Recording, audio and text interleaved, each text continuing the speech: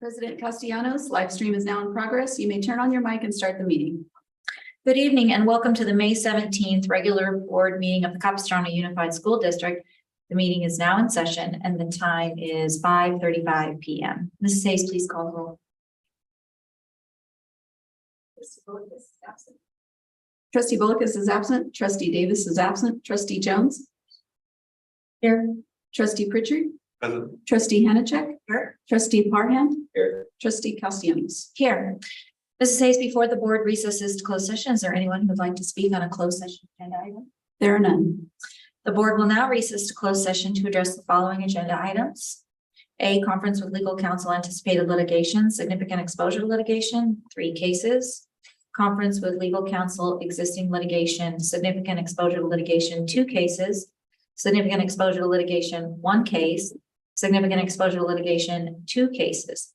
Conference with real property negotiators, property Dana Hills High School, property Pacifica San Juan property, and South Transportation and Groundskeeping Facility. Conference with labor negotiators, CUEA, CSEA, Teamsters, PUMA, unrepresented employees, superintendent, deputy superintendent, associate superintendent, education and support services, associate superintendent, human resource services, and liability claims, significant exposure to litigation, 2 cases, public employee employment appointment, assistant superintendent, human resources, and student expulsion, 6 cases, public employment and evaluation of performance, interim superintendent, and the board will now recess to closed session. Thank you.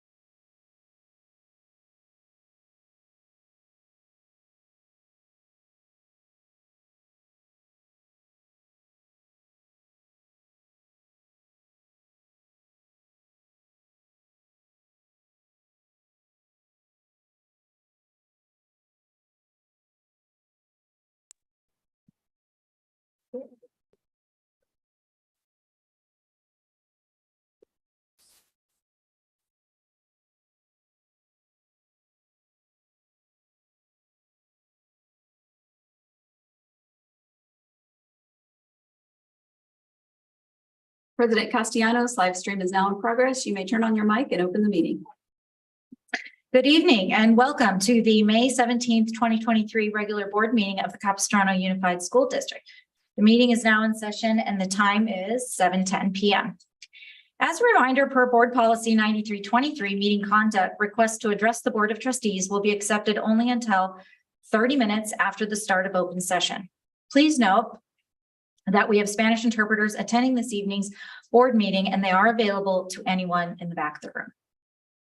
Please note also, we have any students that are registered to speak this evening on an agenda item. We will hear them before any adult speaker when that item begins.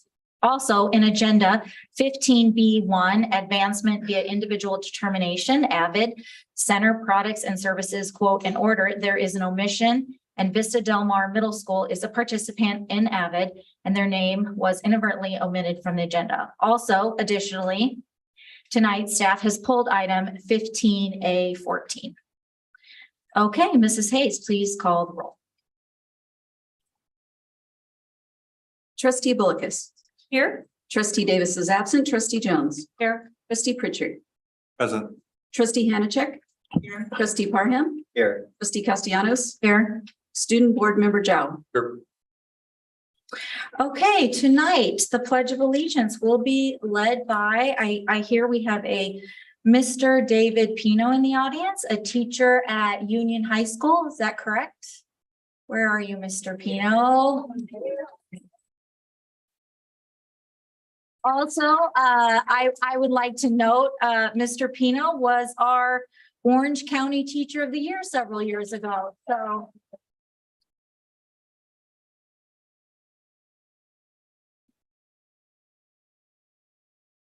If everybody could please stand.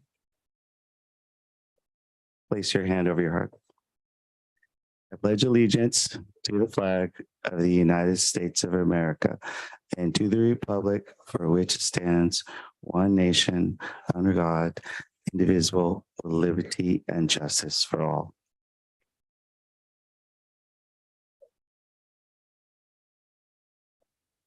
Thank you, Mr. Pino. May I have a motion to adopt the agenda? Moved by Trustee Hanachek. Second. Seconded by Trustee Bullicus. All those in favor say aye. Aye. Motion carries 6-0-1. And also with a preferential vote of aye from Student Board Member Alex Zhao. Mrs. Hayes, please read the report out from closed session. On agenda item 3A, conference with legal counsel, anticipated litigation, trustees voted on items A1 through A3, 502 to approve staff recommendation on the following cases. ADR case number 2023-0316, 2023-0417, and case number 2023-0424. Let the record show Trustee Bullicus and Davis were absent.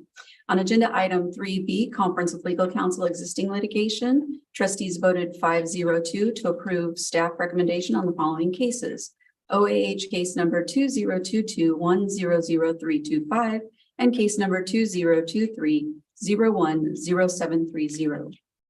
On agenda item 3B, significant exposure to litigation, trustees voted 502 to approve staff recommendation on resolution number 222321. On agenda item 3B, significant exposure to litigation, trustees voted 502 to approve staff recommendation on the following cases.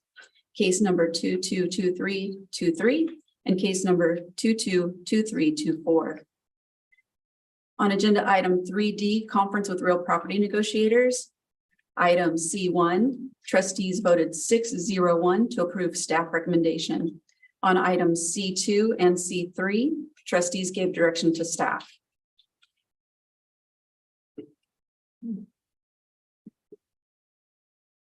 I'd like to add Trustee Bullicus joined closed session at 5:40 this evening. So she was part of that vote as well for this evening. On agenda item 3D, conference with labor negotiators, trustees gave direction to staff. On agenda item 3E, liability claims, trustees voted 601 with Trustee Davis absent to approve staff recommendation on the following cases. rejection of government claim number 2210600, rejection of government claim number 2301575, number 2310577, and number 2310578.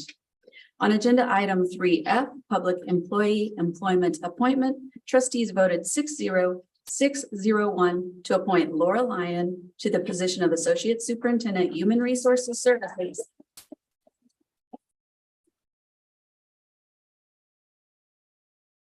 Effective July 1, 2023. On agenda item 3G, student expulsions, trustees voted 502 to approve staff recommendation on the following cases: 2023037, 2023038, 2023039, 2023040, 2023041, and finally 2023042. On agenda item 3H, public employment and evaluation of performance, no reportable action. And that concludes my report. Thank you, Ms. Hayes. Tonight we have some amazing extra milers. So at this time, I'd like to recognize Jimmy Canoodle, Coordinator Communications, Public Engagement and Marketing, to present tonight's extra milers.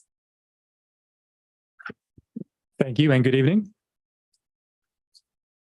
Our first special recognition is for Susie Felsine, a paraeducator at RHD and at ENF. Mrs. Felsine was assisting a student she works with during lunch last month when the student showed signs of choking. She administered back blows to dislodge the food and open the airway. Thankfully, Mrs. Felsine remained calm under pressure and administered the proper care swiftly to keep the student from harm and stabilize them as paramedics arrived. On behalf of all CUSD, we thank you, Mrs. Felsine.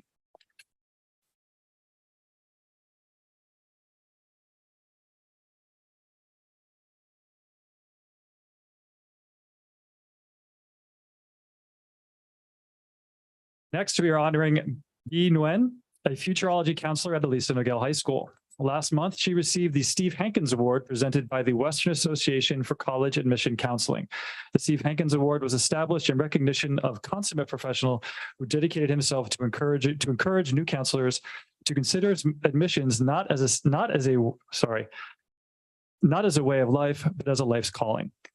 A dedicated counselor with over 14 years of experience, including the last 4 at Elisa Nogel, he has focused her counseling work through the lens of college admissions, helping students prepare for life after Capo. Congratulations, B.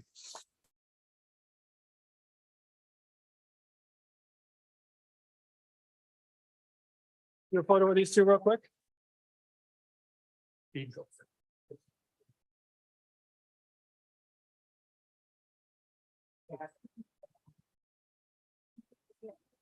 Do them both at once. You have to get up and down a bunch.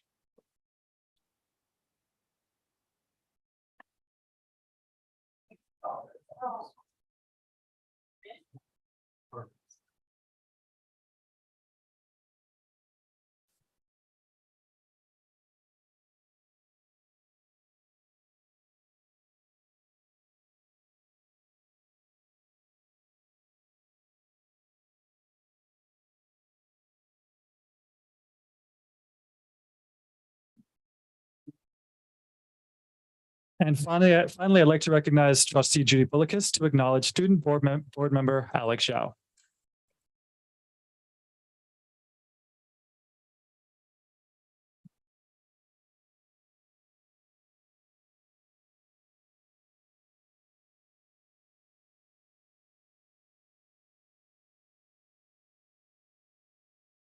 This way. You can stand right there. Tonight, we're recognizing Alex Zhao because it's his last meeting with us as our student advisor on the board, as he's been representing 42,000 of our students in the district. Alex has had many accomplishments in the district, and I'm going to share just a few. He's a member of Model United Nations International Baccalaureate Program. He's on the competition robotics team, president of the Capistrano Valley Volunteer Club, co-president of the California Scholarship Federation Club, co-president of the Asian American Student Association, faction leader of the National Honor Society Club, And at Capo Valley High School, he is a member of the school's orchestra and nominee on in the strings category of the Orange County Artist of the Year. And with doing all of this, and I haven't even mentioned his community service work, he has a GPA of 4.68.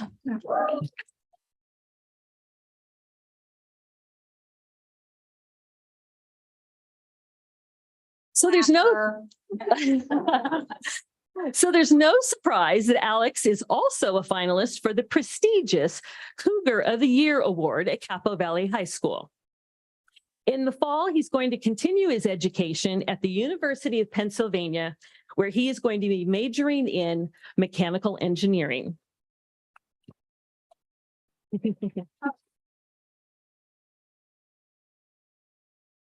We have Principal Masustin here tonight, but I'm going to go ahead and share the words that your principal shared with me. I'm grateful for Alex's leadership and vision to amplify the student's voice. By educating and sharing with other students how school district board meetings work and how school districts are governed, they can be more involved and share their perspectives, opinions, and experiences. I'm so proud of all Alex has done, and I'm in awe of his accomplishments, as we all are. I have no doubt he will continue to be an outstanding student and engaged leader, positively impacting the University of Pennsylvania in the same way he has at Capo Valley High School and CUSD. I'd also like to share some comments from his robotic team mentors and some of his fellow team members. Alex is mature beyond his high school years. We have complete confidence in him. If we talk about something, it gets done. He's very responsible. Many of his teachers, collaborators, and peers have nothing but good things to say and would gladly work with him in any capacity. Due to Alex's presentation and communication skills, he was the face of the robotics team for public appearances and meeting with very important sponsors of the team. Alex's team members have been in awe of Alex's ability to do it all. They commonly express, "It's Alex," as if that's an explanation for his ability to perform at a very high level at everything he does. Alex is an exemplary student advisor board member. He came prepared and his commentary was clearly deliberate with considerable contemplation and inclusion of students' input, often quite thought-provoking. We congratulate Alex on his accomplishments and wish him all the best in his continuing education at UPenn and all of his future endeavors.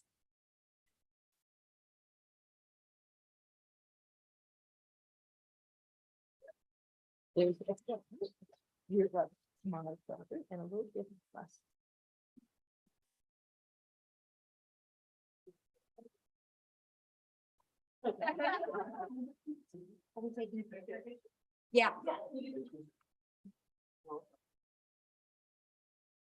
I'm gonna hand it to your daughter. Yeah,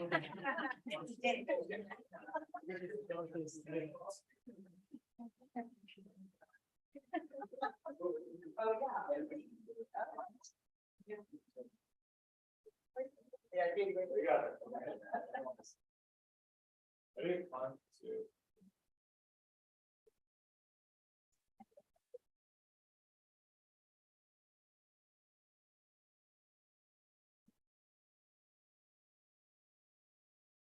Thank you. Okay, at this time, I'd like to move to board comments. Any trustees wish to speak tonight? Trustee Hanichek. Thank you, President Castellanos. And thank you again, Alex. I mean, it's been an honor and a pleasure always to have that student voice on the board. We also had an amazing honor to attend the 2023 Classified Employee of the Year ceremony at Capo Valley. It was truly inspiring. And for my family, the important roles these many individuals perform in our school district created that extended family for my sons. They had a home away from home with a myriad of people that cared for them and took care of them and were invested in their safety and their well-being. And as a board member, I truly recognize that a school and district literally cannot function without our classified staff. Finding, retaining, training, and valuing people in these many positions is the imperative. And I know tonight we have one of our amazing folks that are in our schools each and every day, our paraeducators. This has been an exceptionally difficult time. I think post-COVID, you are dealing with some behaviors from our students and our young people that have been very challenging, at times physically challenging. And I understand, and we all understand, that we all need to do better. And this is actually a nationwide problem. And I was looking closely at the work you do here at the district and nationwide, and there was an Ed Weekly special report. They probably put it better than I do. They say paraprofessionals are known as the backbones of the classroom for their work supporting student learning and well-being. But they report feeling underpaid and overworked, a perennial issue that's only getting more dire as inflation soars and schools struggle to fully staff our classrooms. And in CUSD, I know this issue is exacerbated by the use of outside agencies such as Strategic Kids and those increased student issues and behaviors that make your job that much more challenging than from when I was on the board beginning in 2012. The article goes on to say, I think that paraeducators, for the most part, are not a policy conversation and are fairly marginalized within schools. There's not a lot of understanding about what they do and the ways they support students among policymakers. I respect that Dr. Presby and CSEA leadership, Rhonda Whalen, and with the board's wholehearted support, are working to remedy this situation. But I really think I'd like to add an option of forming kind of more of a roundtable and listening session. We've received emails from folks that are really thinking about the job they have, what they do, how they could do it better, how they could be supported. And I really think that this conversation needs to go deeper. And we have so many committed paraprofessionals invested in being part of the solution. And I would like a way to better capture and consider their voice as we go forward to look at this. And it's a conundrum, but please know that you are appreciated each and every day. We know that our schools can't function without you. And I put my parent hat on, and I know that I would rather see CUSD employees, people that are invested, that understand our culture, that they know where they work, who they work with and for, and oftentimes oftentimes there are parents amongst us. I used to love that. One minute I would be at school and someone that I trusted, again, that extended family. So thank you all. I know we're working through this. And again, I thank HR, I thank Rhonda Whalen, and I think there'll be a through way. But I would like to see a little bit deeper dive with those folks that are in the trenches. The emails we received today, I was like, wow, great idea. So I'll pass that on. So thank you. Thank you for letting me say that. Thank you, trustee Hanachek. Any other trustees have comments? Trustee Bolkus?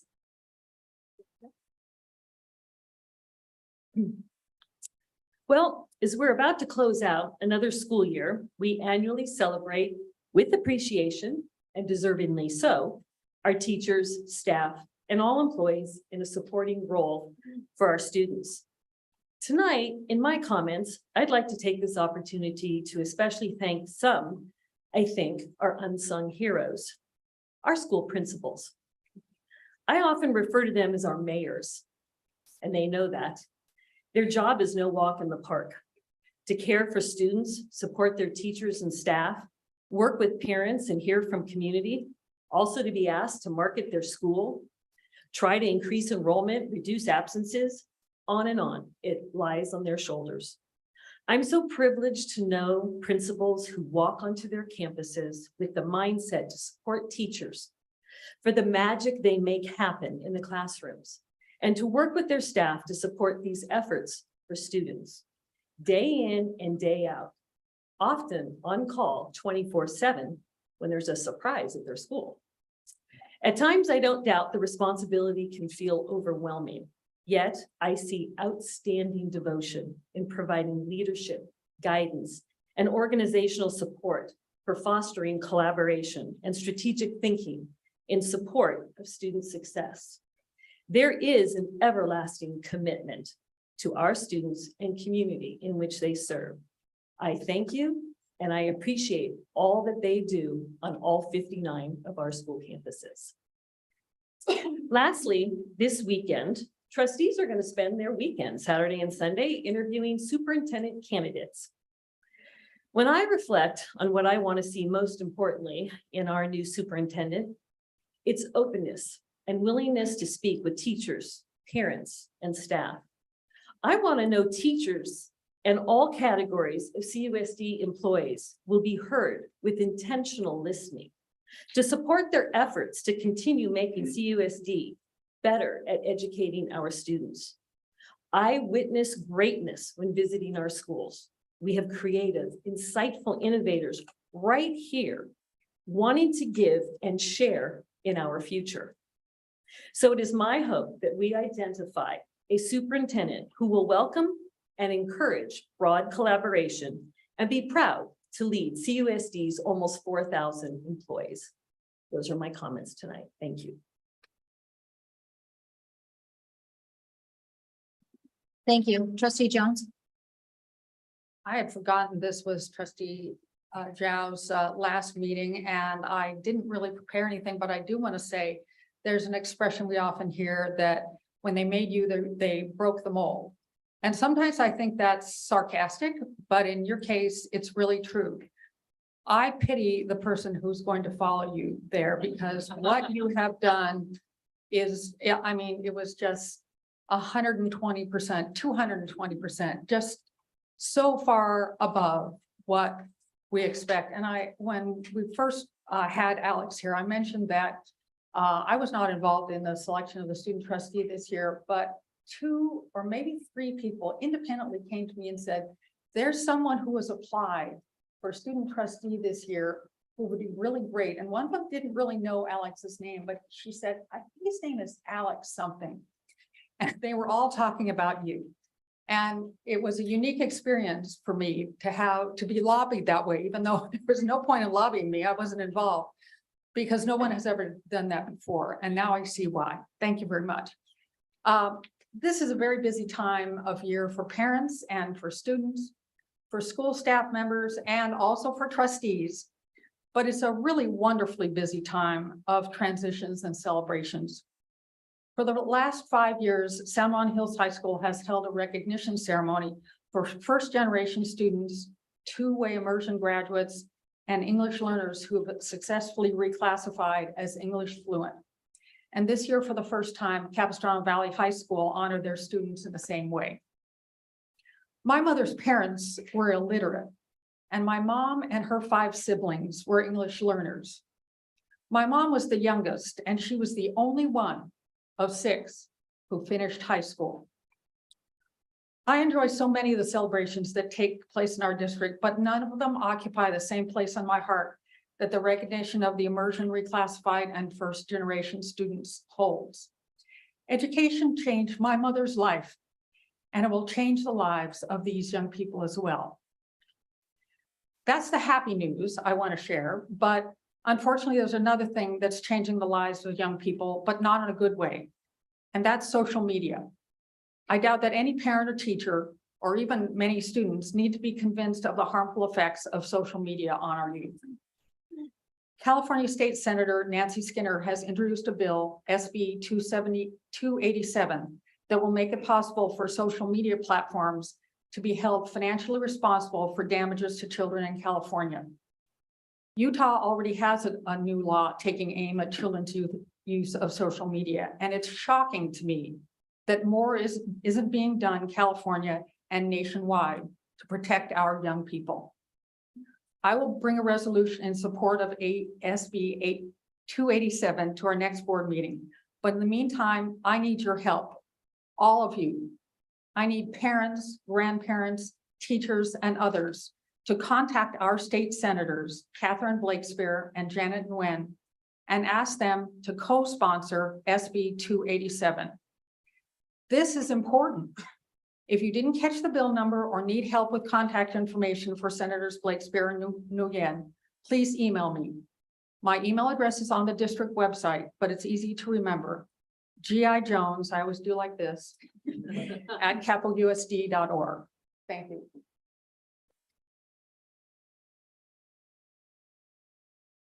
Any other trustees? No? Okay.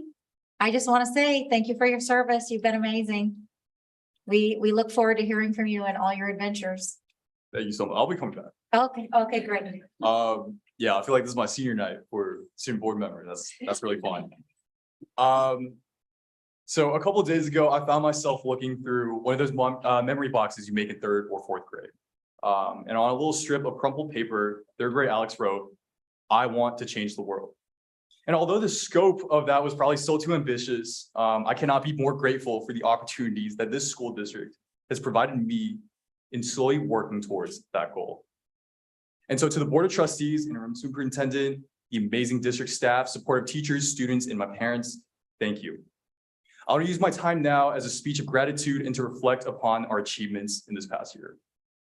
To the Board of Trustees, thank you for guiding me through learning the ropes of the processes of the board. And thank you for listening. To be able to represent student voices and have my peers' opinions heard at the highest level of the district is something I've always appreciated about CUSD. I'll forever appreciate your treatment of my opinions and comments as one of your equals. And for having nuanced and impactful discussions with me about topics that directly impact students. To the amazing district staff and teachers, thank you for all of your hard work and for making everything work for students.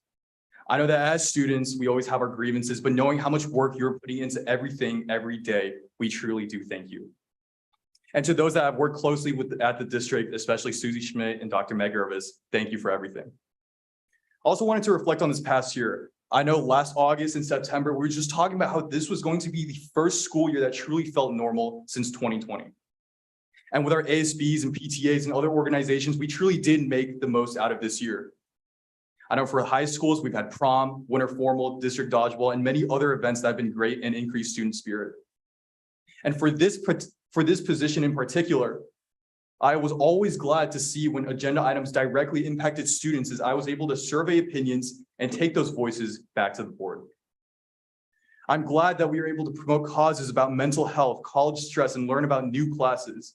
And thank you to the district for trusting me in running an Instagram account, which has been so fantastic in disseminating information.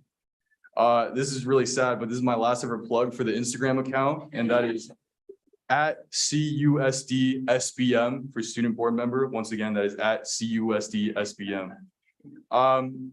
So we have made real strides with the input of students on everything from curriculum to stadium renovation to the implementation of futurology over the summer. Thank you for allowing me to make real impactful changes.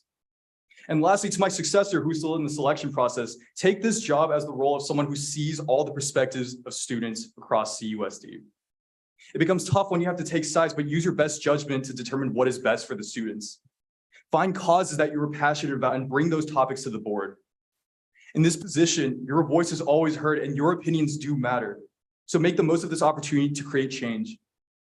And also please keep running the Instagram account. Guys, I really think we can hit 1,000. I think currently we're at 121, so maybe it'll be higher than that. So I look back to that little crumpled piece of paper now from 3rd grade as a checklist to complete. Changing the world is a stretch, but I'm glad that I can look back and find meaning in what I've done throughout this position. Again, I cannot thank the school district enough in trusting and believing in me, and I sincerely appreciate all of those who have supported along the way. Thank you for everything, Capo.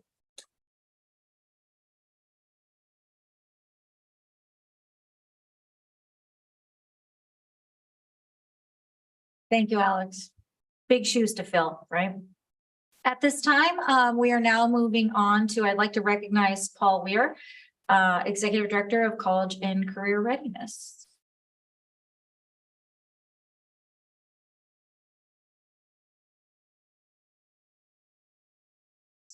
All right. Thank you very much for having me tonight and giving me a few minutes to share with you some of the exciting things that have been going on in College and Career Advantage and all the CTE programs that we have here in Capistrano Unified. First, I'd like to say thank you very much to whoever slighted me to follow that young man. I will do my very best to to keep up at his level. So thank you. So first of all, I'd like to say thank you to our board members at CCA. So we have Trustee Davis, Trustee Jones, and Trustee Hanachek from the CUSD board that are a part of our CCA board. You guys have invested a lot of time coming to a lot of the different events that we have, walking in the Swallows Day Parade in the heat all day long and doing some of those other things. So we really appreciate your support and thank you so much for being a part of what we do. First, I'm very happy to report that we completed our WASC visit this year, and we were given a full 6-year clear accreditation with a minimal 3-year mid-cycle review. So the team was very, very impressed with our programs. I'm super excited. A couple of our team members actually have asked if they can come back and visit us to see some more in action of what's going on in our program. So that's always a good sign. Some of the highlights that they called out in their report for us: the positive relationships that they saw, evidence between our district partners and ourselves. Going out into the classrooms, the teachers are well aware of who they are. They're welcoming to us because they see us on a regular basis. So they noted that. They noted that we have 100% A through G compliance for all of our courses, which is very unique amongst our OPs. We have a very high articulation rate for our programs, and we also have a very high percentage of honors weighted courses. So those were some particular notes that they made. A couple other things you can see: we have a large number of students that are involved in CTSOs, Career and Technical Education Student Organizations. I have some more slides about that here in just a few minutes. I'll just share that with you. Things that I'm particularly proud of as the leader of the organization is the positive work environment and the highly functioning leadership team that they called out specifically. They really made several mentions of that as they were going around and visiting all of our different sites. So just a couple of quick facts. For me, this really helps reinforce the work that we do. These are facts from California, current statistics on the state sites that you can look up and see. So we have a shortage of employees and workers in several key sectors in the state of California. So on the left, the bullets that you can see: healthcare, manufacturing, infrastructure, operation. We have programs in 4 of those 6 areas. So we are directly connected to the workforce needs to the state of California, which I think is very, very important and worth noting. Also on to the right, you can see 47% of the jobs in California require skills that are beyond high school, but not at a 4-year level. Well, that's right in our sweet spot. That is really what we're all about, is connecting kids to careers, connecting kids to community college, certificate programs, things of that nature. So that really plays well for us. And the fact that only California, 39% of the workforce is being trained at that level. So I think it just really reinforces the work that we do. And then the statistic down in the right-hand corner that I love: 98% of students that are CTE concentrators, which means they take multiple CTE courses, that's their cohort graduation rate. So CTE really does make a positive impact for students. So here locally, you can see we've grown a little bit since 2016 to 2022. So we're right around 13,000 enrollments, which is a significant number of students. We have a large impact across the district. And again, just a couple more statistics there: 91% of high school graduates enroll in college that take our CTE courses, that have 2 or 3 courses. So it is definitely one of those things that helps students vision themselves going forward. It gives students the ability to experience success, sometimes for the very first time. But from that success comes more success, and they can see themselves taking those further steps. So, and just to continue on, 80% of that 91% go on to achieve their post-secondary goals, which I think is significant. So within our program, we have 108 different courses, 362 different sections across 31 different pathways. So that is quite a robust program. And as you can see, as I mentioned earlier, we have the 100% A through G rate. 41% of our classes are articulated, so students earn college credit by taking those courses at the same time.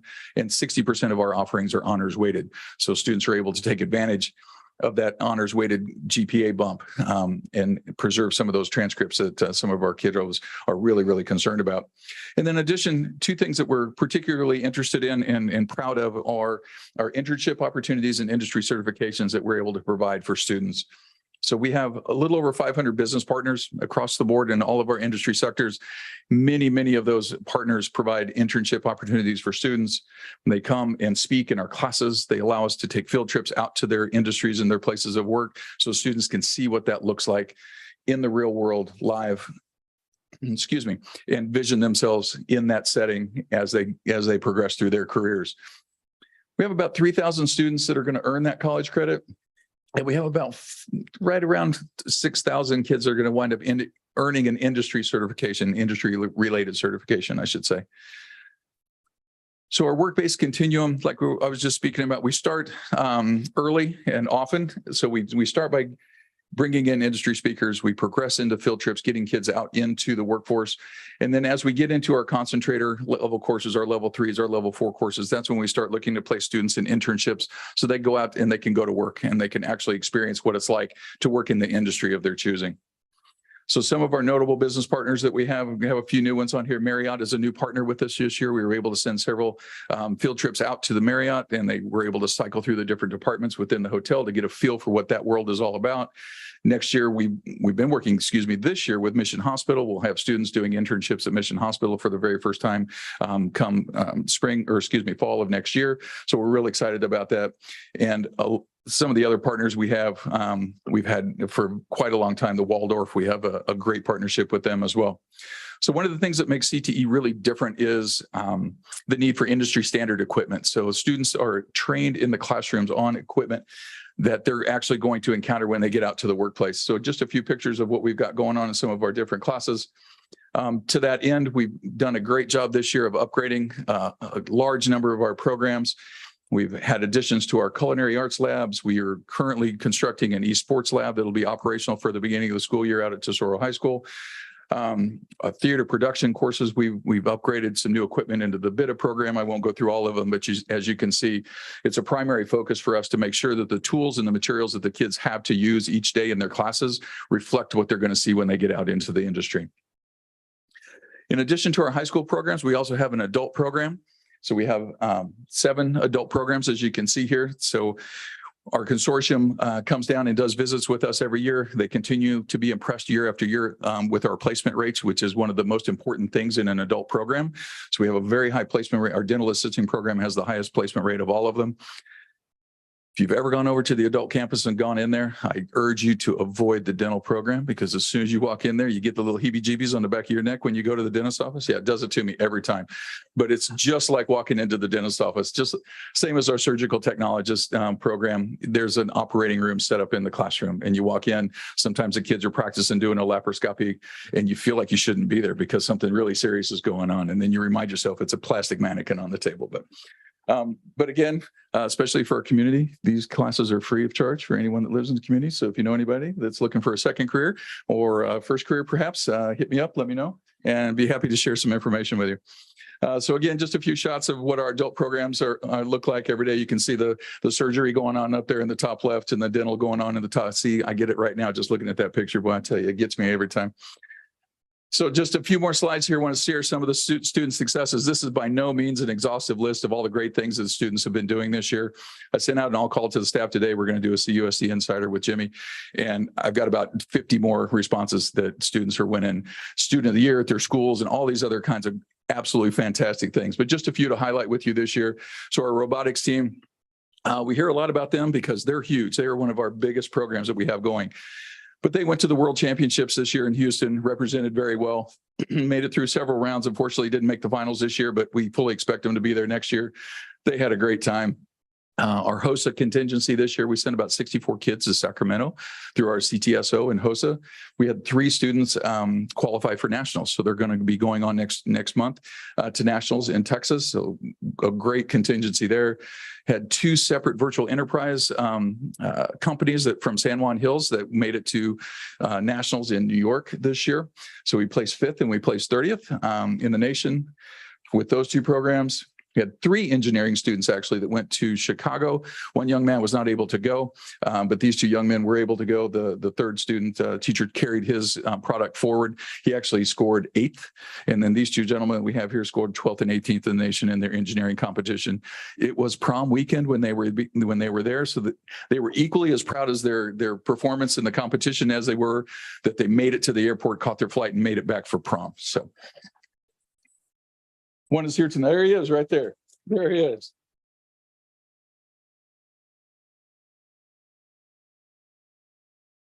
San Clemente Auto Show happens every year. This was a fantastic community event. We had about 150 vehicles from the community that brought out there.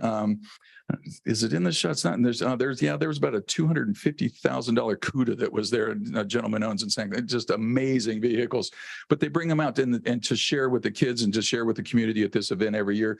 Had about 200 or so community folks that came through. We had a live band from the school. The kids were playing for us. So we had live music all day, had food, fun. It was really a great day. So if you get an opportunity to come out to that next year, please come on out and enjoy yourself. It's a really fun event. We had 2 winners from San Juan Hills High School this year, Mr. Ramirez's media class. So this was a design competition for the Skedaddle Project. It's a coronary artery problem that some folks have, and they do a benefit run every year. So they had a design competition for their logo this year. This was the winning logo that came from San Juan Hills High School.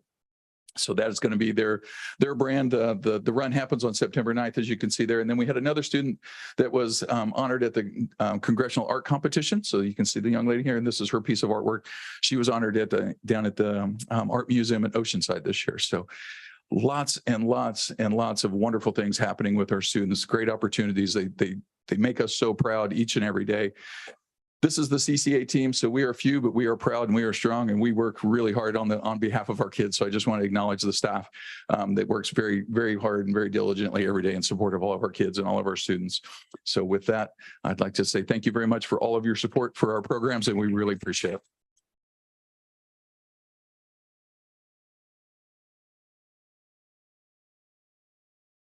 Thank you, Paul. Okay, we're now moving on to oral communications. The total time for oral communications shall be 20 minutes. Individual presentations are limited to a maximum of 3 minutes per individual, but could be less depending on the number of speakers. Mrs. Hayes, do we have how many speaker cards for oral communications? And we have 18 speakers, so would you like to reduce the time to 1 minute per speaker? It's fine with me, the board trustees. You good with that? Okay, yep, 1 minute per speaker. Okay, I'm going to call the first 2 speakers our students, and then we'll move on from there. Ella Pintar and Enrique Gonzalez. Come on up, Ella. Hi. I'd like to start off by saying thank you for having me. I really appreciate speaking. My name is Ella Pintar, and I'm a junior in high school, and I'll be talking to you about integrating financial literacy into the school system. So as you know, the 5 core classes, English, math, science, world language, and history. But unfortunately, a lot of kids walk out of college with either student debt or not knowing much about how to save money and really know too much about financial literacy. I was lucky enough to start my own business when I was 7 years old and kind of gain knowledge on this, but I realized a lot of my friends had not.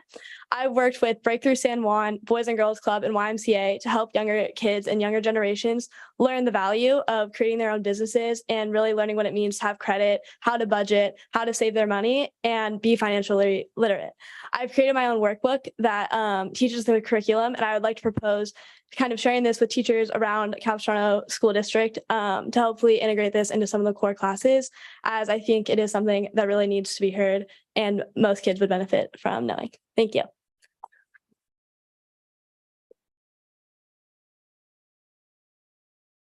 Our next speaker is Enrique Gonzalez. Hello, good evening. I come to you all today to ask if the district provides the students the privilege of an off-campus lunch pass. An off-campus pass should be issued by the district as a privilege. It should be something that is earned and maintained by the continued good conduct of the student who receives it. The ability to leave campus during lunch will provide students an exercise in independence and time management and incentive to maintain good performance. A school is not a place where students are forced to go to be talked at in classes. It's an environment of learning where adolescents attend so that they can develop essential life skills, discipline, maturity, and independence. All these are cultivated and facilitated by an academic environment, which allows for the student to have the capacity for practicing these principles. And presenting the privilege of leaving campus during lunch is supplements the ability for students to practice independence, which is essential for the development of adolescents. Thank you for your time. I'm going to call up the next 5 speakers. Please line up. Chelsea Boyle, Maggie Gates, Diana Zaccoli, Candace Lopez, and Rachel Sadler Steele. Thank you.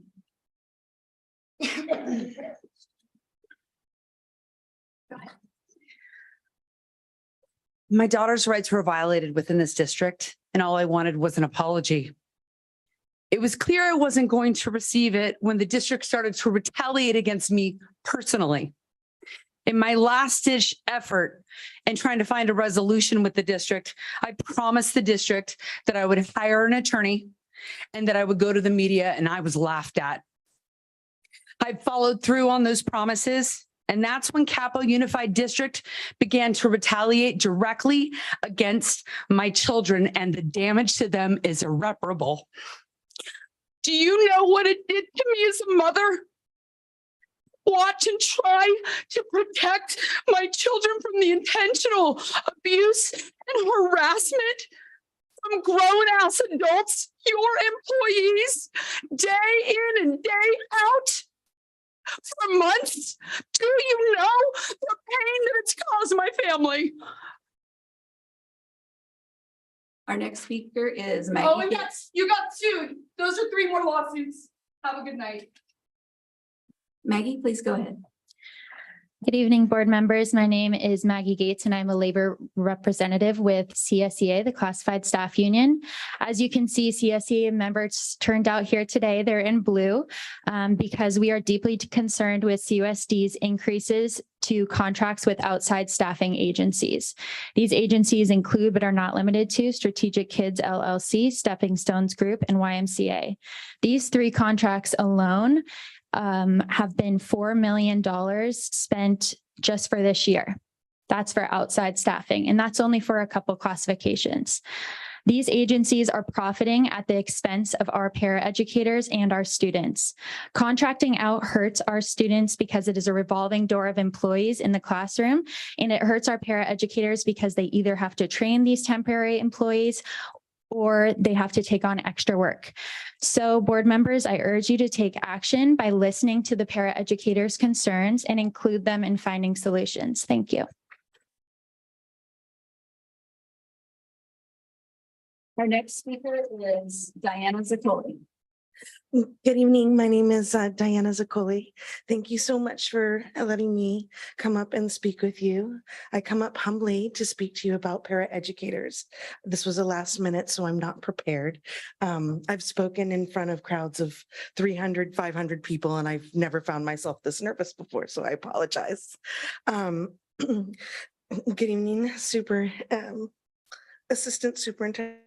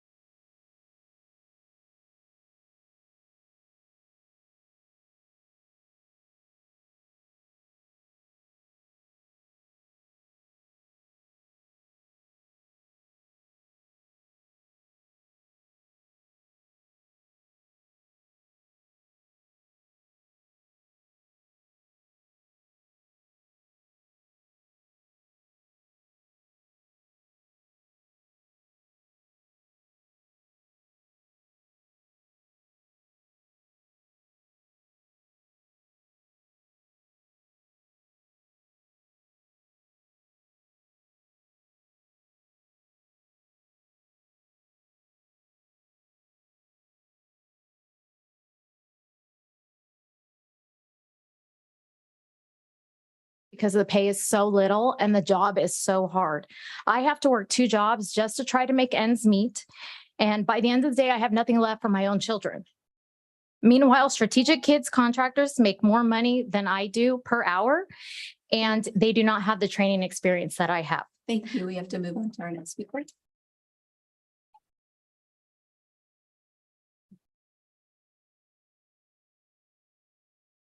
Rachel, go ahead. Hi, board members. Good evening. My name is Rachel Sadler, and I am a preschool special education teacher at Ladera Ranch Elementary School. I'm speaking today because my students have no voice. I've taught early intervention preschool autism for almost 19 years. I know what it takes to help my students achieve his or her highest potential, and what is happening in this district is hurting my students and the families of special needs children. Everyone in this room should be here because we care about children and their future. Paraeducators who work, especially in early intervention special ed, know what that means. But for those of you who have not even spent a day in preschool autism class, let me tell you, my classroom is highly structured with the use of visuals to help my students learn to communicate and find their voice, something their parents always long to hear. We work on diapering and potty training multiple times per day, and we incorporate sensory strategies to work through behaviors, take data, and more data. We use applied behavior analysis in teaching students who have autism. Do you know what that is? Strategic kids don't even know what that is either. And many of them refuse to toilet and say it's not part of their job description. I encourage you to think about the role our paraeducators have in this district. I'd like to call up the next 5 speakers. If the next 5 speakers would line up, Diana Gallegos, Aaron Korn, Alicia Gleason, Nicole Daly, David Pino.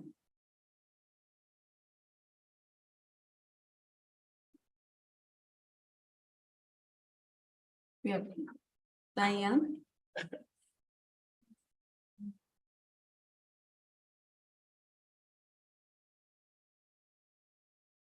I flunked speed reading, just wanted to let you know. My name is Diane Gallegos. I have been a resident of San Clemente for 50 some odd years, 1967. I currently have grandchildren and great grandchildren in the Capistrano Unified School District. I'm totally concerned, as I think most of you probably are as well, about the recent threats to the safety of our children in the schools. That being said, we as parents, grandparents, and concerned community members, I feel can do more to make our schools safe. Unfortunately, the way our schools are designed, we could not have foreseen we would live in a time where they would be threatened to be killed going to school. So I would like to see more done to make our schools safe, let parents know what they can do to help. Our next speaker is Aaron Korn. Aaron? No, I'm not there. Aaron Korn. Good evening, board members. Thank you for the opportunity to speak. My name is Erin Korn. I'm a San Clemente resident, parent of an incumbent kindergarten at Vista Del Mar, and Orange County lead for the Be Smart program. As I'm sure you're well aware, California's Safe Storage of Firearms Bill, SB 906, will go into effect July 1st. This bill requires all California schools maintaining kindergarten to grade 12 to include information related to the safe storage of firearms in an annual notification provided to the parents or guardians. That's where the Be Smart for Kids campaign comes in. Be Smart is a nonpartisan campaign proven framework designed to help parents normalize conversations about gun safety and secure storage. Be Smart has partnered with schools across the country to raise awareness about secure gun storage. The campaign has been adopted across California, including San Diego, Los Angeles, Sacramento school districts, and has been endorsed by the National PTA. I'm here to ask that Capo USD adopt the Be Smart framework and a safe storage notification. It's a heartbreaking fact that in the U.S., firearms are the leading cause of death for children, but we can all take actions in our schools to keep our children safe. Thank you for your time. The next speaker is Alicia Gleason. Hi there. I am a paraeducator at New Hart Middle School and have been an employee for 7 years. We are not receiving the support we need to provide our students and staff with a safe learning and working environment, respectively. Please respect paraeducators and our critical work for CUSD students. Thank you for your time.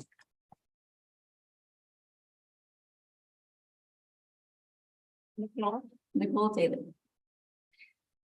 Good evening. My name is Nicole Daly and I'm a para for Laguna Niguel Elementary. I've had this career with the district for 8 years. For students with special needs, a safe and consistent environment is paramount to their success. Having new employees every day that do not know the students makes it very difficult for students to access their academic potential, as well as it often creates behaviors in students. It also takes away from the time teachers being able to teach the students because they're explaining to new unqualified people on a daily basis how to work with students as well as the individual IEPs.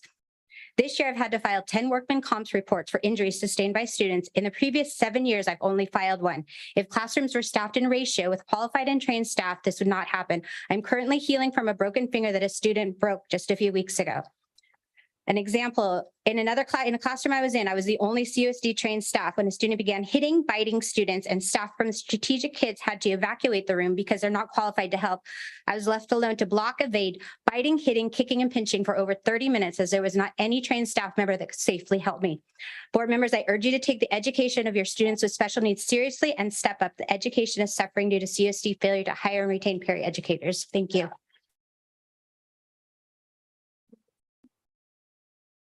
David Pino. Hello, I'm David Pino, and I'm here with 24 of my college and high school students, and I'd love it if they'd stand up, please. There we go. Okay, I'm here in support of the Be Smart for Kids campaign to have a normal discussion about gun safety in our schools. Unfortunately, over the last few years, we've seen way too many of our students, their families, their neighbors perish in senseless gun violence because of a lack of support for many people suffering from mental disturbances and, unfortunately, the availability of unlocked and unsafe firearms in the home. I really don't want to hear about any more funerals of our students. I don't want to see any more young people that have a future finished early. We need to stop it now.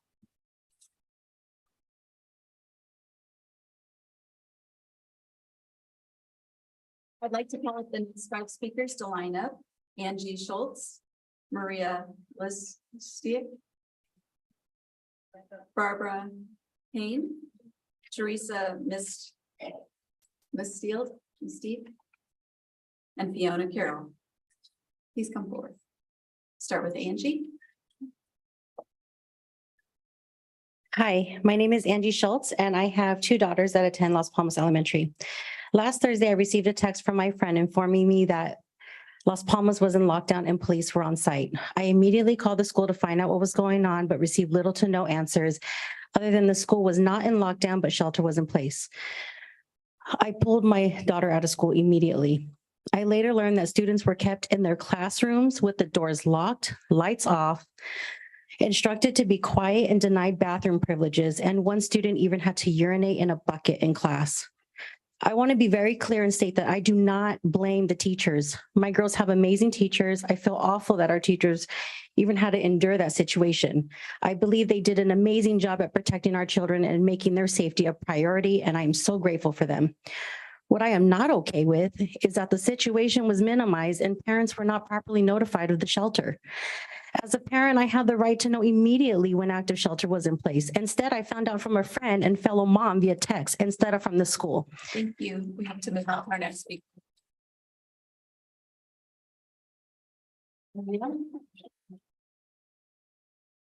Good evening. I'm Maria Listia, Assistant Superintendent Claire. I'm here as a representative of Parent 4. I'm working with the district for 17 years. I love my job. I'm working with the special needs different ages. I noticed this year is so difficult to prepare the service to our kids. We had too many employees coming from another agencies you hear. They don't have training, they don't want to do the job, and they lack of the responsibility to do the job. Some of them, they are in cell phones. I'm sorry, I get emotional because I like the kids. I'm sorry. I'm working with kids, they don't talk. They use diapers. They need to get fit. Thank you. And then you people not do nothing. So please help our students, the people are here working. Okay, you need to go into the next. Thank you. Barbara. Barbara. Barbara. Barbara. Yes. You're next. Thank you. Good evening, trustees, Assistant Superintendent Hampton, and guests. My name is Barbara Hahn, and I've had a career with Capo Unified District for over 25 years now. I've had the opportunity to work alongside many paras in a classroom, as well as going out on community activities. We've been short-staffed since coming back from COVID.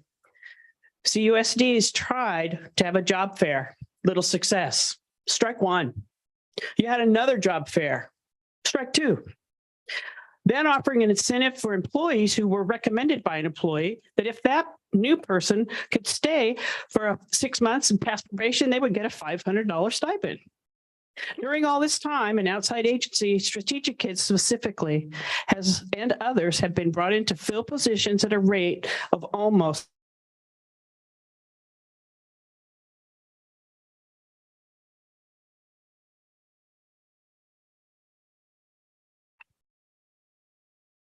Thank you, Barbara. all right, thanks.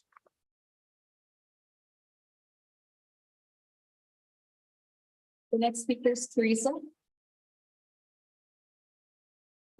Thank you for letting me speak. My name is Teresa Milstead, and I have worked for the district as a para 4 for the last 18 years over at ENF RH Dana. I wear Kevlar every day because I really have old skin, and it really goes well with students' teeth that sometimes they show me. And so it's a weird job that I would actually want to go to every day, but I love these kids and I can't stop. I have to keep going back. Anyway, we have a lovely principal this year, and he told me about the job fairs that he's gone to. Out of all those job fairs, he's gotten one person that was crazy enough to come and do the job that I do every day. Okay. We need 15 people to do my job. That's how many Strategic Kids people that we have there right now. You're going to have to cough up the money. You're going to have to find it. I don't know, have a bake sale. I don't know what to do, but you got to find it. Okay. Love you guys. Thanks. Fiona. Our next speaker is Fiona Carroll. Hi, thanks for letting me speak. My name is Fiona Carroll, and as a former parent and teacher and future grandparent in 5 years, this little guy, I love opening my phone because I get to see him. I am respectfully requesting the adoption of the Be Smart for Kids campaign in our schools. I have been advocating with Moms Demand Action for years and experienced the trauma of our gun violence epidemic with my own children, my students, and my community. Firearms are the leading cause of death for children and teens, and educating people about how to prevent deaths and injuries is a small step we are able to take with the passage of gun safety legislation in California. The Be Smart program is being used across the country, and with 4.6 million children living in homes with unsecured weapons, the sooner the better to educate parents and children about safe gun storage. Thank you. Next, we'll go online to our online speaker, Kevin Welker.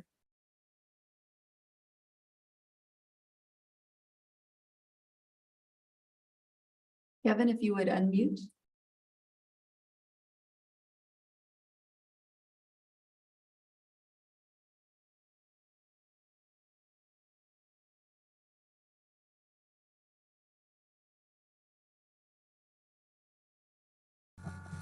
Hi, this isn't Kevin.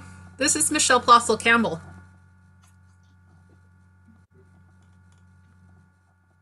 Hello? Kevin? It's Michelle. It's Michelle. Hello, this is Kevin. Sorry, everyone, technical problem. Hi, I'm Kevin Welker. I'm the president for the Friends of MIP board this year.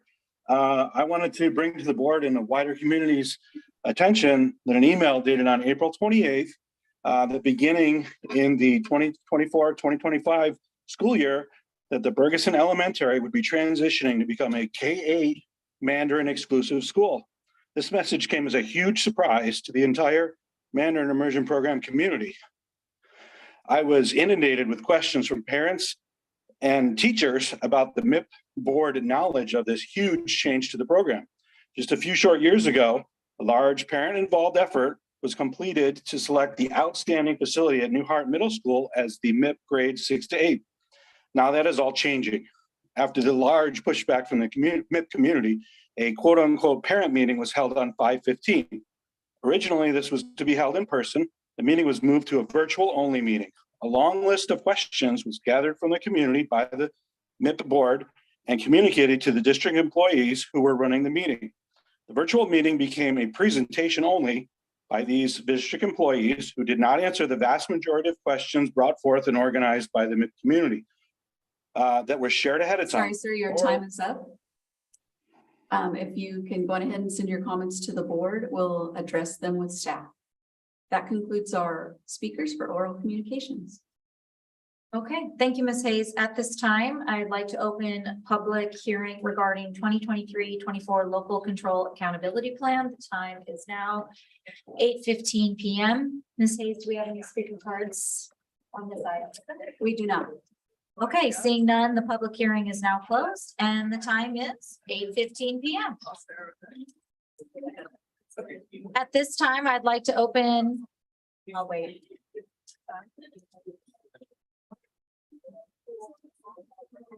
There's no speaker. At this time, I'd like to open the public hearing regarding 2023-24 proposed budget adoption. The time is now 8:16 p.m. Do we have any speaker cards on this item? Do not. Okay. Seeing none, the public hearing is now closed and the time is 8:16 p.m.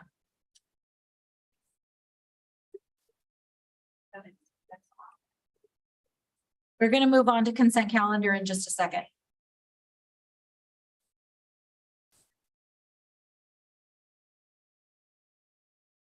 Please note, per board policy 9323, in accordance with the law, the public has a right to comment on any consent item.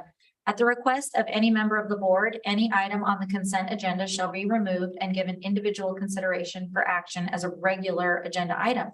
Each speaker is allotted between 1 and 3 minutes per item, depending on the number of individuals who have presented requests to speak. Mrs. Hayes, do we have any speakers on consent for consent calendar items? We have two. One in person and one online. Our first in-person speaker, Angela Watts. Okay.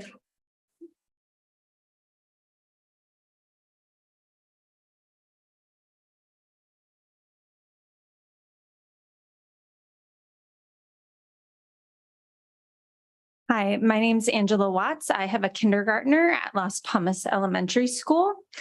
I want to start off by saying how much I love Las Palmas and our principal Barosa and how much she dedicates her time to our students and our staff. Unfortunately, Las Palmas location is located directly across from Maxburg Park. This park is known to have gang-related activity, drugs, and in broad daylight,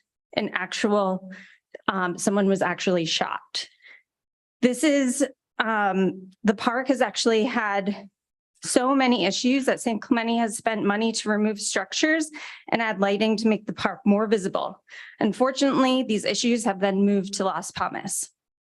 And just a few weeks ago, I was getting ready to pick up my daughter from the after-school program. As I was getting ready to go, I was sent a message saying that the school was on lockdown and that no one could get to the school. I raced down, I was turned away from police, and I wasn't able to pick up my daughter. That is my worst nightmare. I was crying hysterically. I was finally able to get her. Fortunately, this only affected those kids in the after-school program. In that time, I was only thinking about how easy it was for the active shooter that was across the street that the police were looking for could jump over the fence and get to my daughter. 2 weeks later, our school was on lockdown again. Again, all I could think about was what was happening to my child in that school on our second lockdown. The day after the second lockdown, only 6 kids showed up to school. Do you know why? They were scared. We don't have proper fencing to have safety for our children. Why? Why don't we have proper fencing? The fencing is from 1960. There's police activity every day in that area, yet we're not keeping our children safe. Why? How much more police activity, shootings, and everything that can happen in our area until you guys do something to just put fencing around the school that can't get cut, that's higher than what a kindergartner can jump over. Staff are finding drugs, beer cans, condoms on a daily basis because fencing is up to my waist. Please, I beg you, just do something simple and start with a fence. Thank you. Our next speaker is online. One moment, please, Superintendent, I don't know what consent item that was, but I do believe, just for the record, we are addressing the fencing at Las Palmas. We have had one safety walkthrough. We're having another one coming up. And so I want to make sure that the speaker knows, as well as in the record, that this is definitely being addressed. And we continue to work with the city of San Clemente and our SROs, et cetera. So, and what consent item was that for? So I know on my notes. Comprehensive Safety plan? Okay. And you're correct. We are looking at the school. We have one walk through, another one's planned. Great. Thank you. Thank you very much. And we'll keep following up. Thank you. Our next speaker is online, Michelle Flossel Campbell. Go ahead, Michelle. Good evening, Superintendent Clark Hampton, trustees. This is my almost monthly, I missed it last month, update on donations by the PTAs to our district. This past month, $248,171.19 were donated through the gift account to cover costs for library furniture, kindergarten assemblies, art supplies, outdoor science camps at multiple sites, Teacher of the Year event, first grade, second grade, third grade, fourth grade, and fifth grade field trips, but no kinder field trip was noted. Transportation for said field trips, big toy playground equipment, Conversa language class, the movie night event, iPad, STEAM Lab supplies, library modernization, furniture, and everything else to go with it, playground equipment, school assemblies, reminder binders, and substitute salaries. Our PTAs are so happy to work and support our schools. We really do appreciate our partnership. And if you have yet to join your PTA, there is still time, even though we are now down to the last 10 days of school. You can still become a PTA member by going to jointotem.com and finding your local PTA. Or just call your local school and they'll put you in contact with us. We really appreciate our partnership, and our PTAs are busy also planning our teacher appreciation events that have been happening all month, continuing our work to transition to a smooth start of the next school year, amazingly happening in just a few months. And so we really do appreciate all the stuff that's happened as we wind down, start to gear up again for the next year. So sorry for being a little late today, but we had achievement awards at Dana. Yay, fins up. Have a good evening.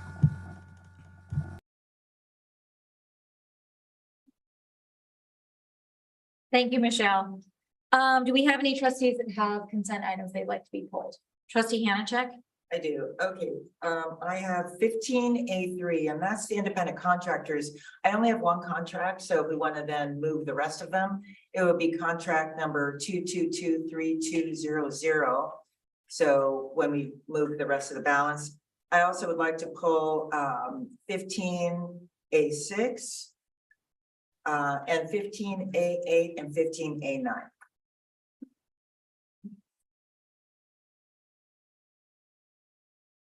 Okay, any other trustees? Trustee Bolikas? I'd like to pull agenda item 15B5. Okay, any other trustees? Trustee Jones? On trustee Hanchek's item, those of us who don't have books, don't know what the individual contracts are, it might be better to just do the whole. Yeah, I'm just gonna pull, yeah, just pull it. That's what I was thinking. Any others? No? Okay, so can I have a motion to approve the consent calendar except items that have been pulled, which are 15A3, 15A6, 15A8, 15A9, and 15B5, and also remember 15A14 was pulled by staff. Did everybody get that? Okay, I just need a motion and a second. Second, moved by trustee Hanachek, seconded by trustee Jones. Ms. Hayes, please call the roll. Student advisor Zhao. Aye. Trustee Bullicus. Aye. Trustee Davis is absent. Trustee Jones. Aye. Trustee Pritchard. Aye. Trustee Hanachek. Aye. Trustee Parham. Aye. Trustee Castellanos. Aye. Motion carries 601 by a roll call vote to approve the consent calendar, with the exception of the items that were pulled, with student board member Zhao casting a preferential vote of aye to approve the consent calendar. All right, we are now moving on to discussion action items. 16A1 CUSD Cares, multi-tiered system of support well-being. I would like to recognize Dr. Greg Merwin, Associate Superintendent of Education and Support Services, to present the item. Thank you so much. Thank you, Corey, for getting the slideshow up there. Thank you, President Castellanos, trustees, interim superintendent Hampton. Staff proudly presents item A1, CUSD Cares. In recognition of the month of May being Mental Health Awareness Month, and in response to our department goal that was approved by trustees at the September 21st, 2022 board meeting, staff returns this evening with a comprehensive and multifaceted plan to support the well-being of our students and staff district-wide. Tonight, to my right, I am joined by Executive Director Refugio Gracian. He and I will be providing a brief presentation. We're also joined by several very special guests that are in support of this item. From the Wellness and Prevention Center, Ms. Lauren Gallegos, Community Prevention Director. Joining us from the Orange County Department of Education, Ms. Mayo Iwatani, Manager, Mental Health and Wellness Care Coordination. And the VIP guests for this evening, 4 of our amazing high school students have joined us to share their stories in support of the well-being plan. So please join me in welcoming, and then when you hear your name, if you could stand up for us briefly. From San Juan Hills High School, Junior Abigail Kaufman. From Capo Valley High School, Junior Avery Brostrom. From Aliso Niguel High School, Junior Taylor Clark. And from Dana Hills High School, Senior Sophie Anderson. So we appreciate our students being here tonight, a very busy night, and actually with the Dolphins having their award ceremony this night as well. Thank you for being here. They will assist us actually in the presentation in just a few moments. Before we begin, I would like to share with trustees and the public how the CUSD community was involved in the development of CUSD Cares. Our staff used an extensive process to solicit feedback and ideas directly from staff, parents, community members, and most importantly, our students. During the fall, more than 1,000 surveys were collected from classified and certificated staff, administrators, parents, and students. After the surveys were collected, we then facilitated a series of small group discussions to ask for more information, to ask our stakeholders to elaborate on their survey responses, and to better understand the needs of well-being for students and staff. We also met with community experts and our own teacher leaders who have expertise in well-being and mental health and incorporated their expertise. And finally, we hosted 2 community webinars to share the proposed CUSD Cares plan, where we received additional feedback during the meetings and a follow-up survey.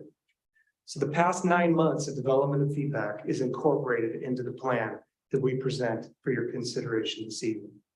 And as the slide up on the screen right now shares, the goal of CUSD Cares is as follows: to effectively support all students and staff's well-being and have a positive impact on student outcomes. by intentionally developing and strengthening connections, a sense of school community, and regular opportunities for celebration. The plan introduces new strategies and resources while recognizing and building upon the best practices that are already in place at our schools. And the plan focuses primarily on the well-being of our students, but it also includes support for staff, knowing that their well-being is critical so that they may be able to serve their students effectively. Next slide, please. This image captures these important concepts: connection, community, celebration, to meet the needs of students, staff, and families. So why are we presenting this plan for consideration for you? Well, why are we investing our time and resources in this proposal? There is significant and disturbing data at the national, state, and local levels, and in our own district, that students are struggling and that their well-being must be addressed. Mr. Gracia will be sharing those statistics with you later in the presentation. But more importantly than statistics, our students need to feel connected. They need a sense of belonging in a school community, and they need opportunities for celebration to provide them with support to be successful. Don't take my word for it. You're going to hear directly from our students. We would like for you to hear from them, from our VIPs this evening, and why these key strategies in CUSD Cares matter to them. So we're going to ask first if Abigail wouldn't mind coming up and starting off, and then we'll... Do I just start? All right. Good evening, esteemed members of the board and interim Superintendent Hampton. My name is Abigail Kaufman, and I am here today to speak in support of CUSD Cares and Wellbeing on behalf of the students from San Juan Hills High School. Mental health is recognized by the CDC as a global public health crisis. As a high school junior, more often than not, I see peers of mine struggling in this area. Just this year, San Juan Hills High School was unfortunate enough to endure the loss of one of its students, a sophomore, to that student's own personal mental health condition. What I found significantly disheartening about this boy's passing regrettably had to be the reaction of my peers. Rather than honor him for his life and mourn the circumstances in which he decided not to continue it, my friends and I witnessed some individuals make a spectacle of what happened to him. This reaction, from my perspective, was not entirely the fault of various individuals' immoral characters, but rather a lack of student connectedness to their school and one another. As a result of the 2020 pandemic, San Juan Hills High School students and the students of every other school in the district, I'm sure, lost out on more than a year's worth of school bonding. But I wouldn't necessarily say that the pandemic is the sole cause of school to student disconnectedness, just a major augmentation. As a student of the Capistrano Unified School District, I feel strongly that to increase school connectivity, the district must provide a foundation for student mental health support and promote student-to-student bonding activities. CUSD Cares plans not only to provide for specific urgent student mental health crises, but also intends to universally unify school campuses through the integration of well-being practices. Such practices would help CUSD students to build connections with their peers and teachers, giving them pillars of support to rely on in emotional emergencies. While it is important to promote student connection through daily interactions, it is just as important to promote a school-wide community through events, programs, and organizations, which CUSD Cares also intends to do. A greater sense of community among students of all ages from K through 12 would provide CUSD children with a greater sense of belonging. When students do not feel like they belong to a community, they can feel isolated, which can lead to feelings of depression and suicidal thoughts. A school-wide community would allow students that do not have the chance to interact with one another on a daily basis to empathize more effectively with each other, since they would perceive their fellow peers as a part of their own CUSD family. In our CUSD community, there's a vast diversity in each individual student's passions and talents. When our administration makes an effort to highlight and appreciate these interests, we not only feel seen for our performances, but also confident in ourselves and our abilities. Recognition gives students the opportunity to feel important in their fields. It effectively reinforces their efforts and motivates them to further cultivate their talents and participate in the school as a whole. Energizing students towards such hobbies and good behaviors can give them outlets for self-expression and overall can increase their self-esteem, which helps facilitate good mental health. CUSD Cares plan for student acknowledgement takes a great step in the right direction toward instilling self-confidence in its students.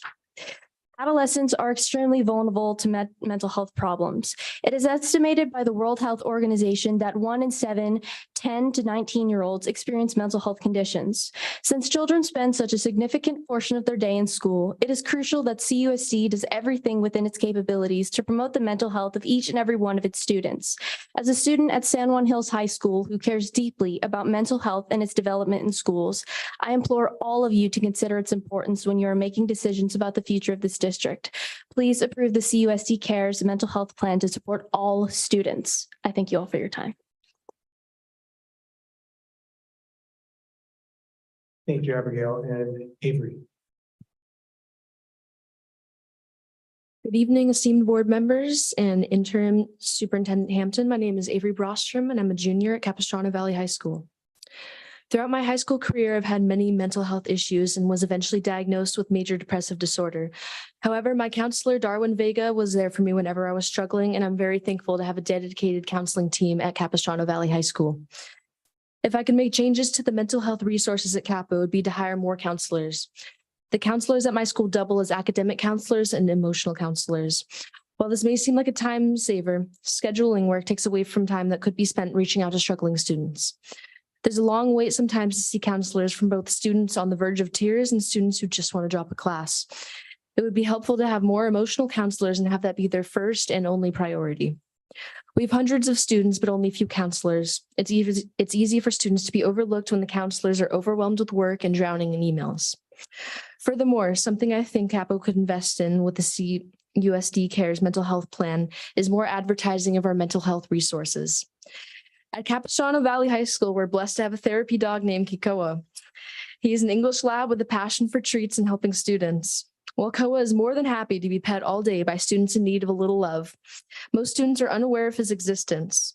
Whether it's on social media or paper flyers around campus with QR codes, I believe it would be very helpful to share the knowledge of the resources at Capo with all of the students who need some mental health support. I'm very proud of my counselors at CVHS, and I think they're doing a great job. However, I also believe there's always room for improvement.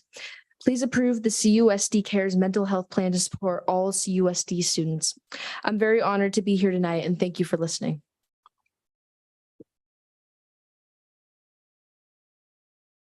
Thank you, Taylor. Hi, good evening, esteemed members of the board and interim superintendent Hampton. I'm here today to speak in support of CUSD Cares and well-being on behalf of the students from Aliso Niguel High School. And if you didn't know, my name is Taylor Clark. School community and connection has been a defining component of my high school experience as well as my peers. As so many students are discovering who they are, a vulnerable, albeit slightly embarrassing part of our lives, it is imperative that we not only feel comfortable, but feel supported and encouraged to grow. When students feel that we are valued, that we are understood, and that we are part of something larger, issues concerning our well-being and mental health become a lot easier to navigate. While the student population plays a significant role in developing culture at our schools, the support of the district in cultivating this environment is crucial to set a precedent in implementing it on a higher level. In November of last year, I sustained my second concussion in 1 year, and since then, I've had a less than 60% attendance rate due to my intense symptoms. To say that this has made my academic and social experience difficult is an understatement. It is easy to feel isolated in this situation, as well as guilt over not being able to control my recovery time. However, I have found it significantly easier to deal with because of my school community. Teammates, classmates, and friends have reached out regardless of how close I was with them, extending support and kindness, whether it's just in giving me the notes or helping me, learn the lesson, or just reaching out and checking in. Additionally, my teachers and administration have been nothing but gracious and encouraging. Their actions and policies communicating to me that my health and me as an individual matters. These interactions have allowed me to feel connected to the campus and community, even when I am not present, which is super meaningful to me. I honestly did not realize how much I would need to rely on this support until I went through this. I will forever appreciate how it has helped me manage my own mental health when in the past 6 months, I've had such little control over my own health and body. Even in less unconventional circumstances, I've seen firsthand how similar experiences to mine have been instrumental in the well-being of my friends and classmates. Whether it's a teacher remembering a student's name and interests, creating safe spaces where marginalized students can share their experience or feel seen by their peers, or counselors offering unwavering guidance, it matters. All of it matters. Please approve the COC Cares mental health plan to support all students. Thank you. Thank you, Taylor. And Sophie. Good evening, esteemed members of the board and Interim Superintendent Hampton. I am honored to be speaking tonight in support of CUSD Cares on behalf of the well-being of all current and future Dana Hills Dolphins. As young students, we are highly susceptible to disruptions of our mental well-being. I experienced this firsthand, particularly a few months ago. I knew coming into 12th grade that college applications took a significant amount of time and effort, but I never could have predicted the mental health issues that accompanied my stress. Fatigue from overworking myself turned into isolation, and isolation turned into depression and anxiety-like symptoms I had never faced before. There were weeks where it felt like I was passing through the 5 stages of grief every single day, and it was exhausting. Thankfully, I'm doing much better now, but even when waking up in the morning felt impossible, one of the only things that kept me coming to school was knowing that I would feel instantly better once I walked onto campus, because I knew that people around me cared about who I was. One of these people is Steve. I'm sure many of you have heard of Steve, but if you haven't, let me give you a brief anecdote that I think captures who he is quite well. Every morning when I would walk to school, I would meet Steve and Dr. Baker at the front door. Seeing me, he would smile and remark, "Anderson, save some awards for the other kids," to which I would reply, "Thank you," and he would wish me a good day at school. Steve's welcome every morning connected me with the school and made me feel a part of a community. He brought me out of my isolating, depressive thoughts every morning and acknowledged my accomplishments. Every student deserves community, connection, and celebration. They all deserve a Steve. These actions may seem small, but they make a world of difference in students' lives. They certainly made a world of difference in my life. So let's take action now and show students that we care about their presence at school. We care about their well-being, and we care about their ability to move into the future with a positive mindset. Please support CUSD Cares and show students that they are more than a grade or a number in CUSD. Show them that they are loved. Thank you.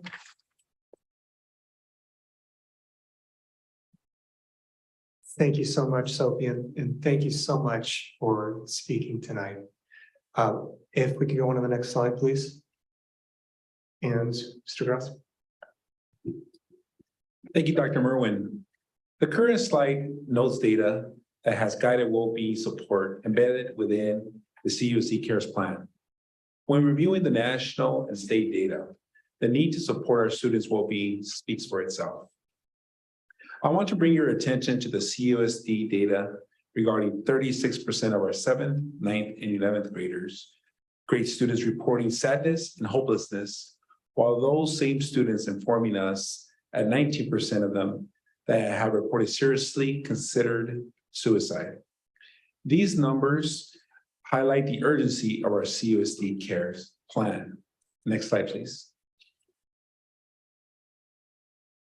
This slide paints a clear picture that in our county, a sizable percentage of emergency room visits encompasses the age group of our own secondary students and depict a very concerning data tied to suicide ideation, 60% of the ER visits, and or intentional self-harm, which make up 40% of the ER visits. Again, this speaks to the urgency that CUSD Cares is intended to address. Dr. Merwin? Next slide, please. Thank you. So with this slide, we want to share and describe how this plan fits into the work we're already doing. It's important to note CUSD Cares is not one more thing or a new standalone initiative. This is articulating and defining the well-being area of support for students in our multi-tiered system of support that we've been working on since 2017. So to give a brief refresher on how this fits inside our current system. As you look at the pyramid on the screen, the foundation of that pyramid at the very base are professional learning communities. This is where teachers come together to review data, to collaborate on best practices, and develop plans together to improve student learning. And then above that, you see the three areas: student well-being, teaching and learning, and positive behavior. Tonight is about the area of well-being. But our system of support, as you can see, addresses teaching and learning and positive behavior as well. In each of the areas, we provide support for all students, which is known as Tier 1. As you can see, all students. Then in Tier 2, we provide targeted support for more students who need more than just Tier 1. And then in Tier 3, we recognize that a few students need intensive support beyond what Tiers 1 and Tier 2 can provide for them. And finally, if you see that red outline, that angle, that's basically just highlighting the well-being area of this system that will provide Tier 1 support, Tier 2 support, and Tier 3 support for students in the area of well-being. That's the part of our system that we're discussing tonight. That is CUSD Cares. Next slide, please. So how are we going to equip our students for success and support with their well-being? This slide shows the singular focus of the plan: student well-being. Around that concept, the center of that circle, are the 5 key competencies of social emotional learning. And the other rings around those 5 skills show the different layers of support and partnership, all focused on the common goal of supporting student well-being.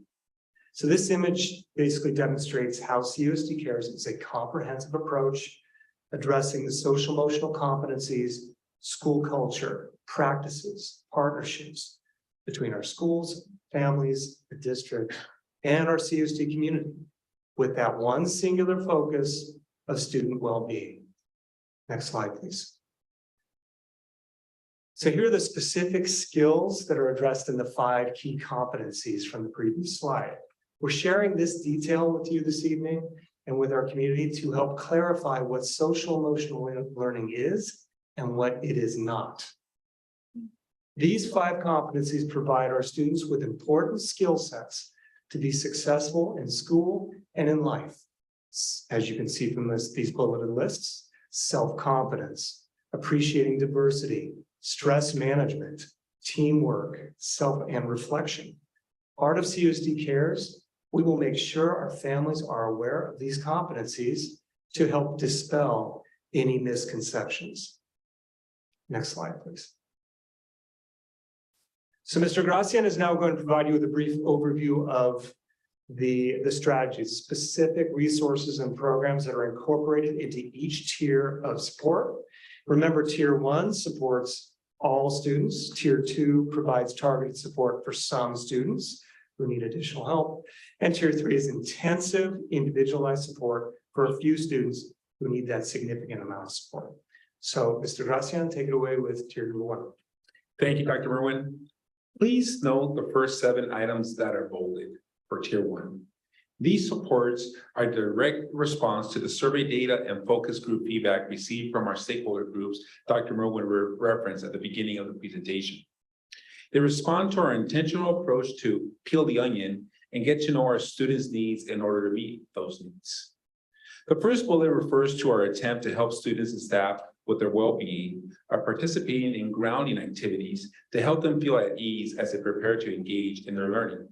Currently, San Clemente High School, Marco Forster Middle School, and Clarence Lobo Elementary School are piloting the mindfulness moments lessons. The current feedback we have received from students and staff is very encouraging, and they have stated feeling calmer and more ready to learn as they engage in these mindfulness moments activities. We are looking to expand these mindfulness moment trainings to more staff during the upcoming summer and fall training opportunities. Pending board approval, the second bullet point provides an opportunity to pilot a program to do a weekly check-ins and measure how students are feeling. Teachers, counselors, and site administrators can use the data and respond to meeting the well-being needs of those students who are showing well-being challenges. The prior is an approach to prevent students from requiring Tier 3 intensive supports down the line. The Tier 1 CUSD Cares approach highlights additional student connectedness efforts noted through connection campaigns, staff trainings, student engagement efforts through middle school intramural sports, a positive behavior intervention and support focus, and solidifying genuine relationships between teachers and the students they serve. Also worth noting is that district staff will be working with principals in their feeder patterns to collaborate and personalize their school site CUSD cares approach for tier 1 through 3. Next slide, please. Tier 2 of CUSD cares focuses as a targeted approach for some students.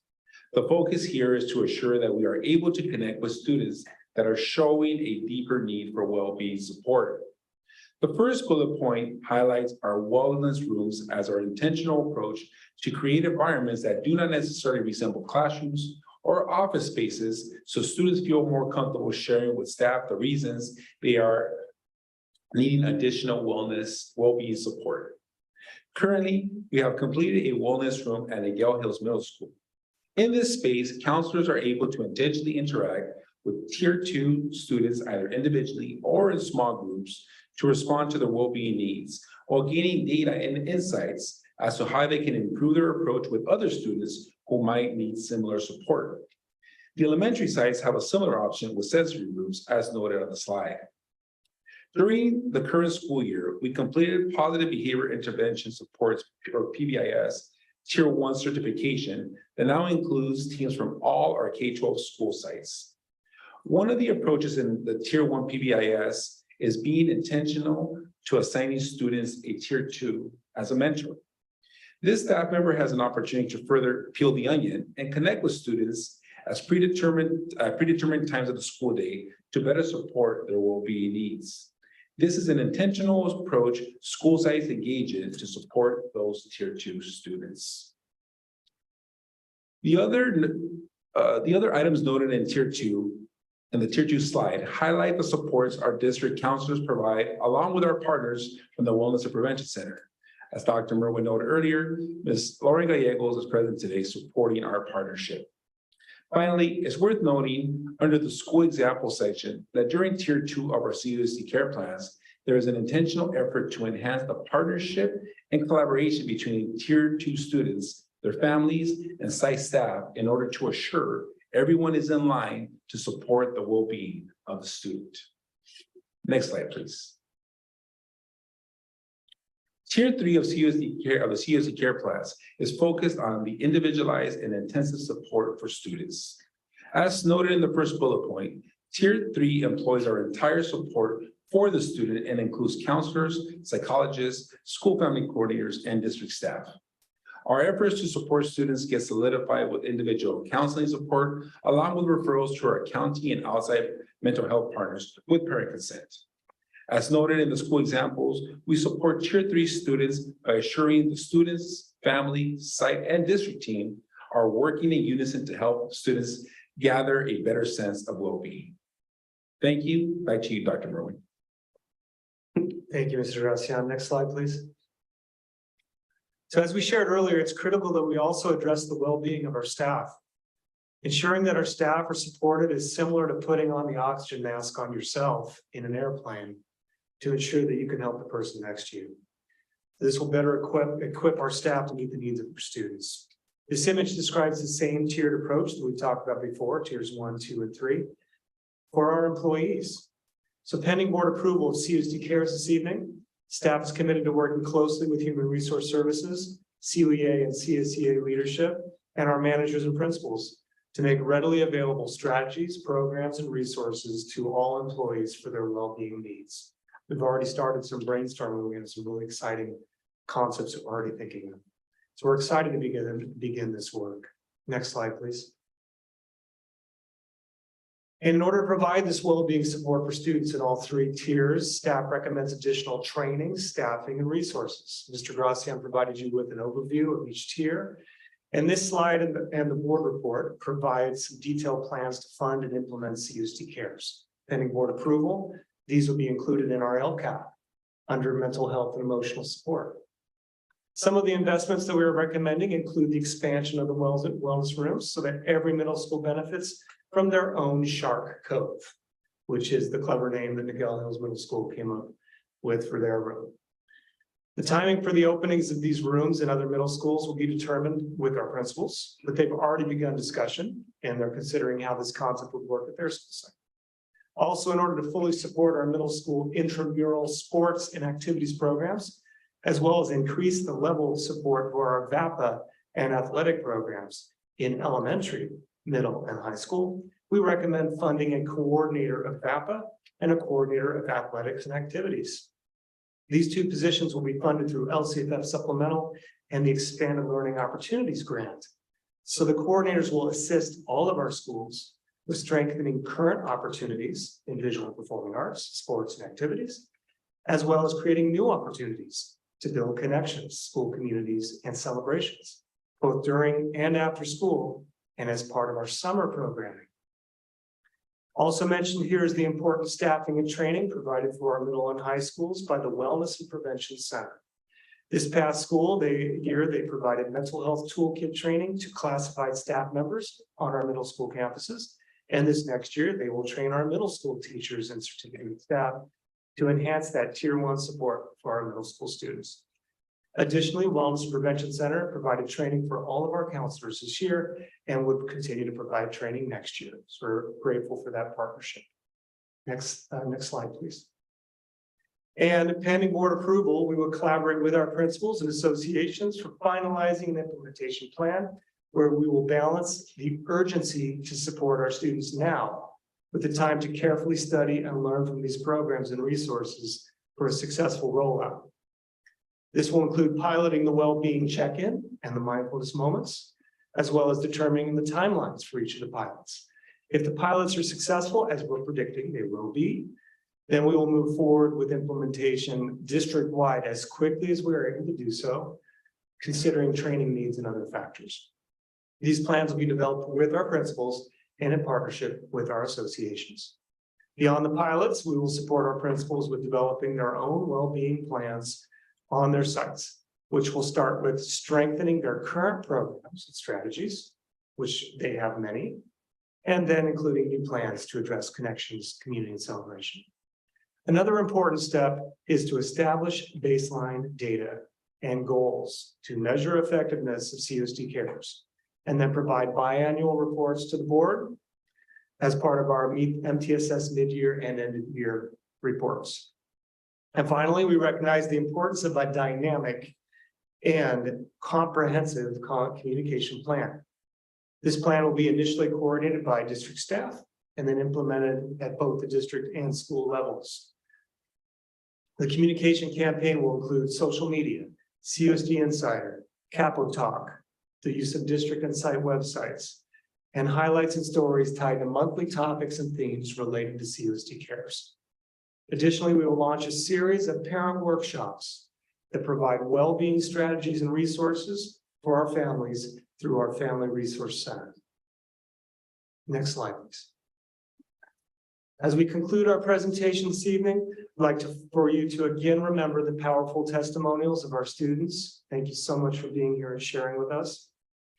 And how the strategies, resources, and programs at CUSD Cares will support the well-being of Abigail, Avery, Taylor, Sophie, and all of our students and staff across this amazing district and community.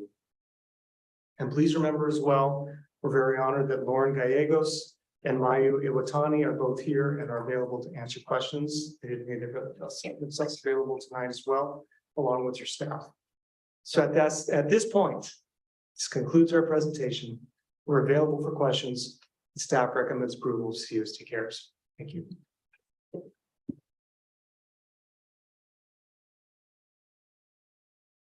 Thank you, Dr. Merwin. Ms. Hayes, are there any speaker cards on this item? We have 4 in-house speakers and 1 online. Our first, I'll ask you to come forward and line up. Stacy Enmeyer, Shannon Cavlich, Jean, and Rhonda Whalen. Stacy, come on up. Good evening, council members. I just want to urge you in support of what the wellness program is. As someone who has a child with anxiety diagnosed early on, to have your staff be informed and educated on how to properly work with him would be wonderful. I also want to make sure that in the wellness that it is addressed after trauma events happen at the school. We, from my child go to Las Palmas. And on May 11th, there was an incident. And I was so proud of our principal. She had 3 outside therapists come to talk to our school. Other elementary schools that have had lockdowns and shelter in place did not have that in place. Their mental health is just as important as the teachers. So I want to urge you in the Be Well process that we address also the moments that aren't expected, the trauma points that are hard to process, and help our kids process those moments so that they can be well.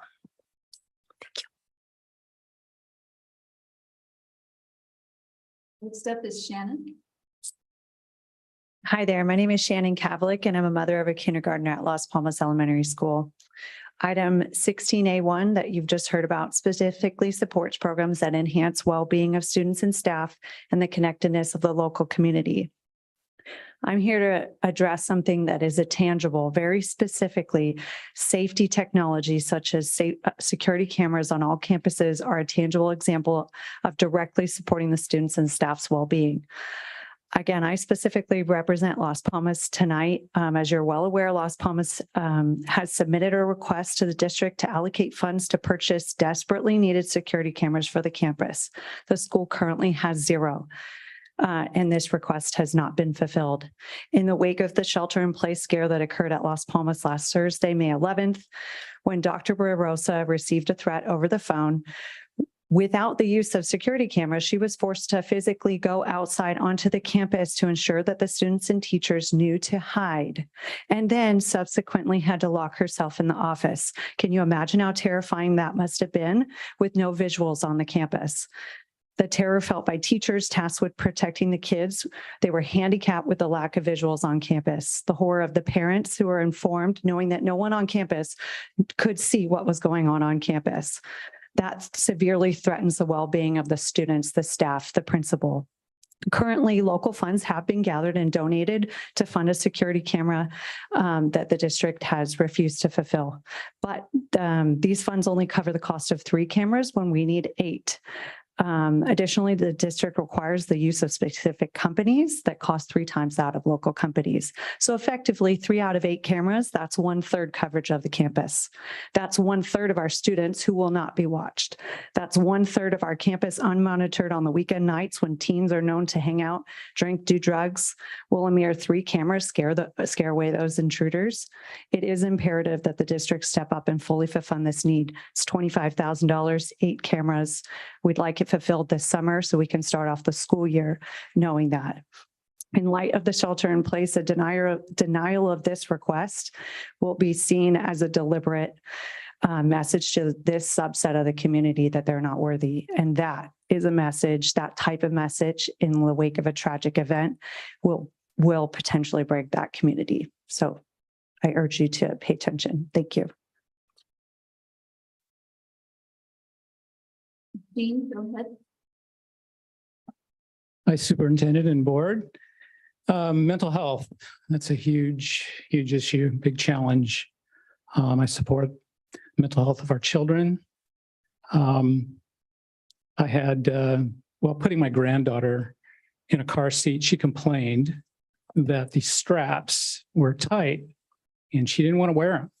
And I explained to her, if you don't wear them, you're going to, if we get in an accident, you're going to fly out of this car. And she replied to me, she said, I can fly? And, will I get wings? Is it like Peter Pan? Well, our children are precious. Their minds are malleable. They need to be taught to discern between reality and make-believe. They need to be guided in ways that are true and good.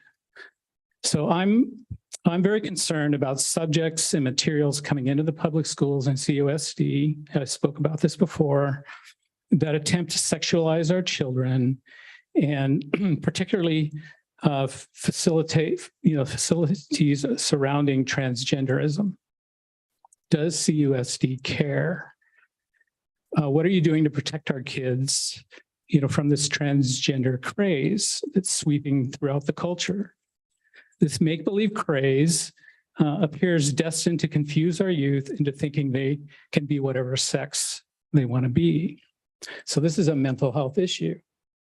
Do you have literature that encourages and affirms gender confusion? Why do you put feminine products in boys' bathrooms? What are we teaching? Why do you give our children a survey that suggests sex is assigned at birth, but it can be changed? So who benefits when a child is taught and affirmed that it's gender dysphoria, it's truth, and then he steps down a path or who knows, genital mutilization. He takes on a lifetime of hormones and other pharmaceuticals. Who benefits from that? Is it the child or is it the medical and psychological institutions? Oh, my granddaughter, how cruel it would have been to affirm to her that she could actually fly. Why would I intentionally deceive her?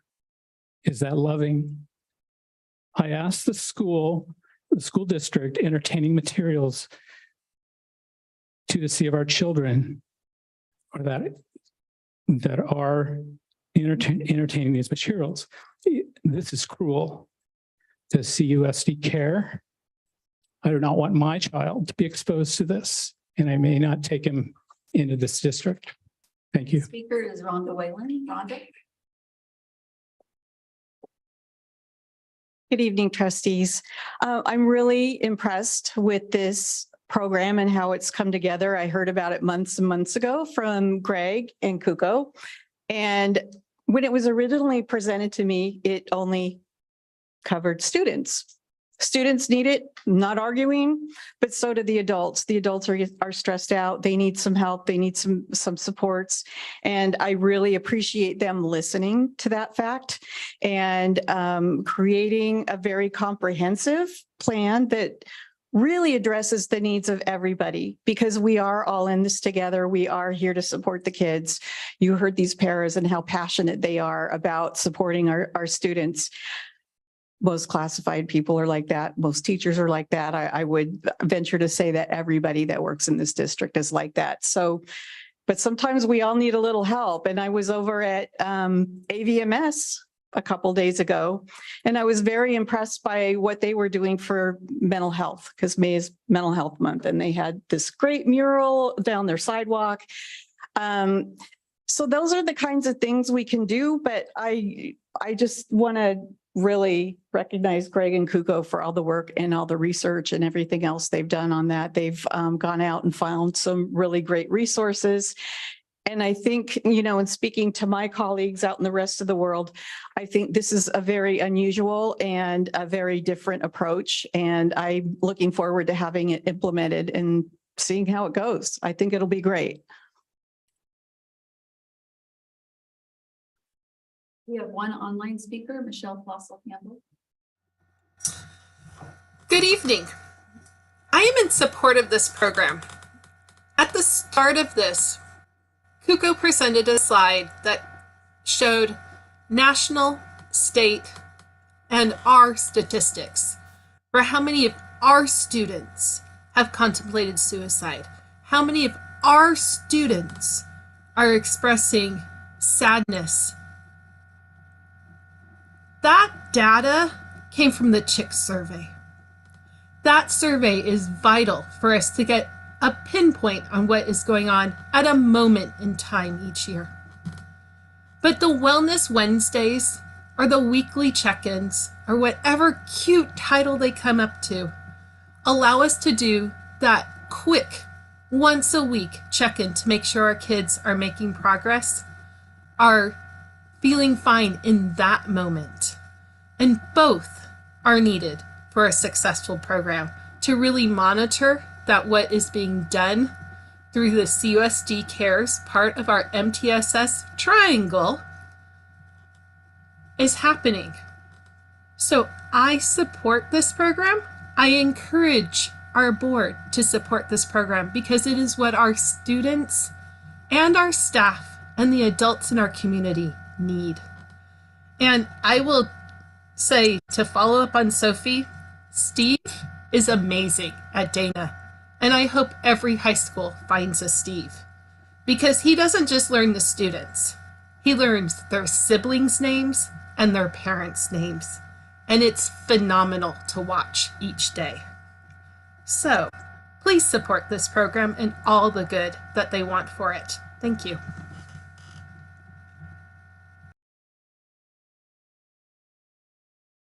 Okay, trustee discussion. Any trustees have any comments? Trustee Bolkus?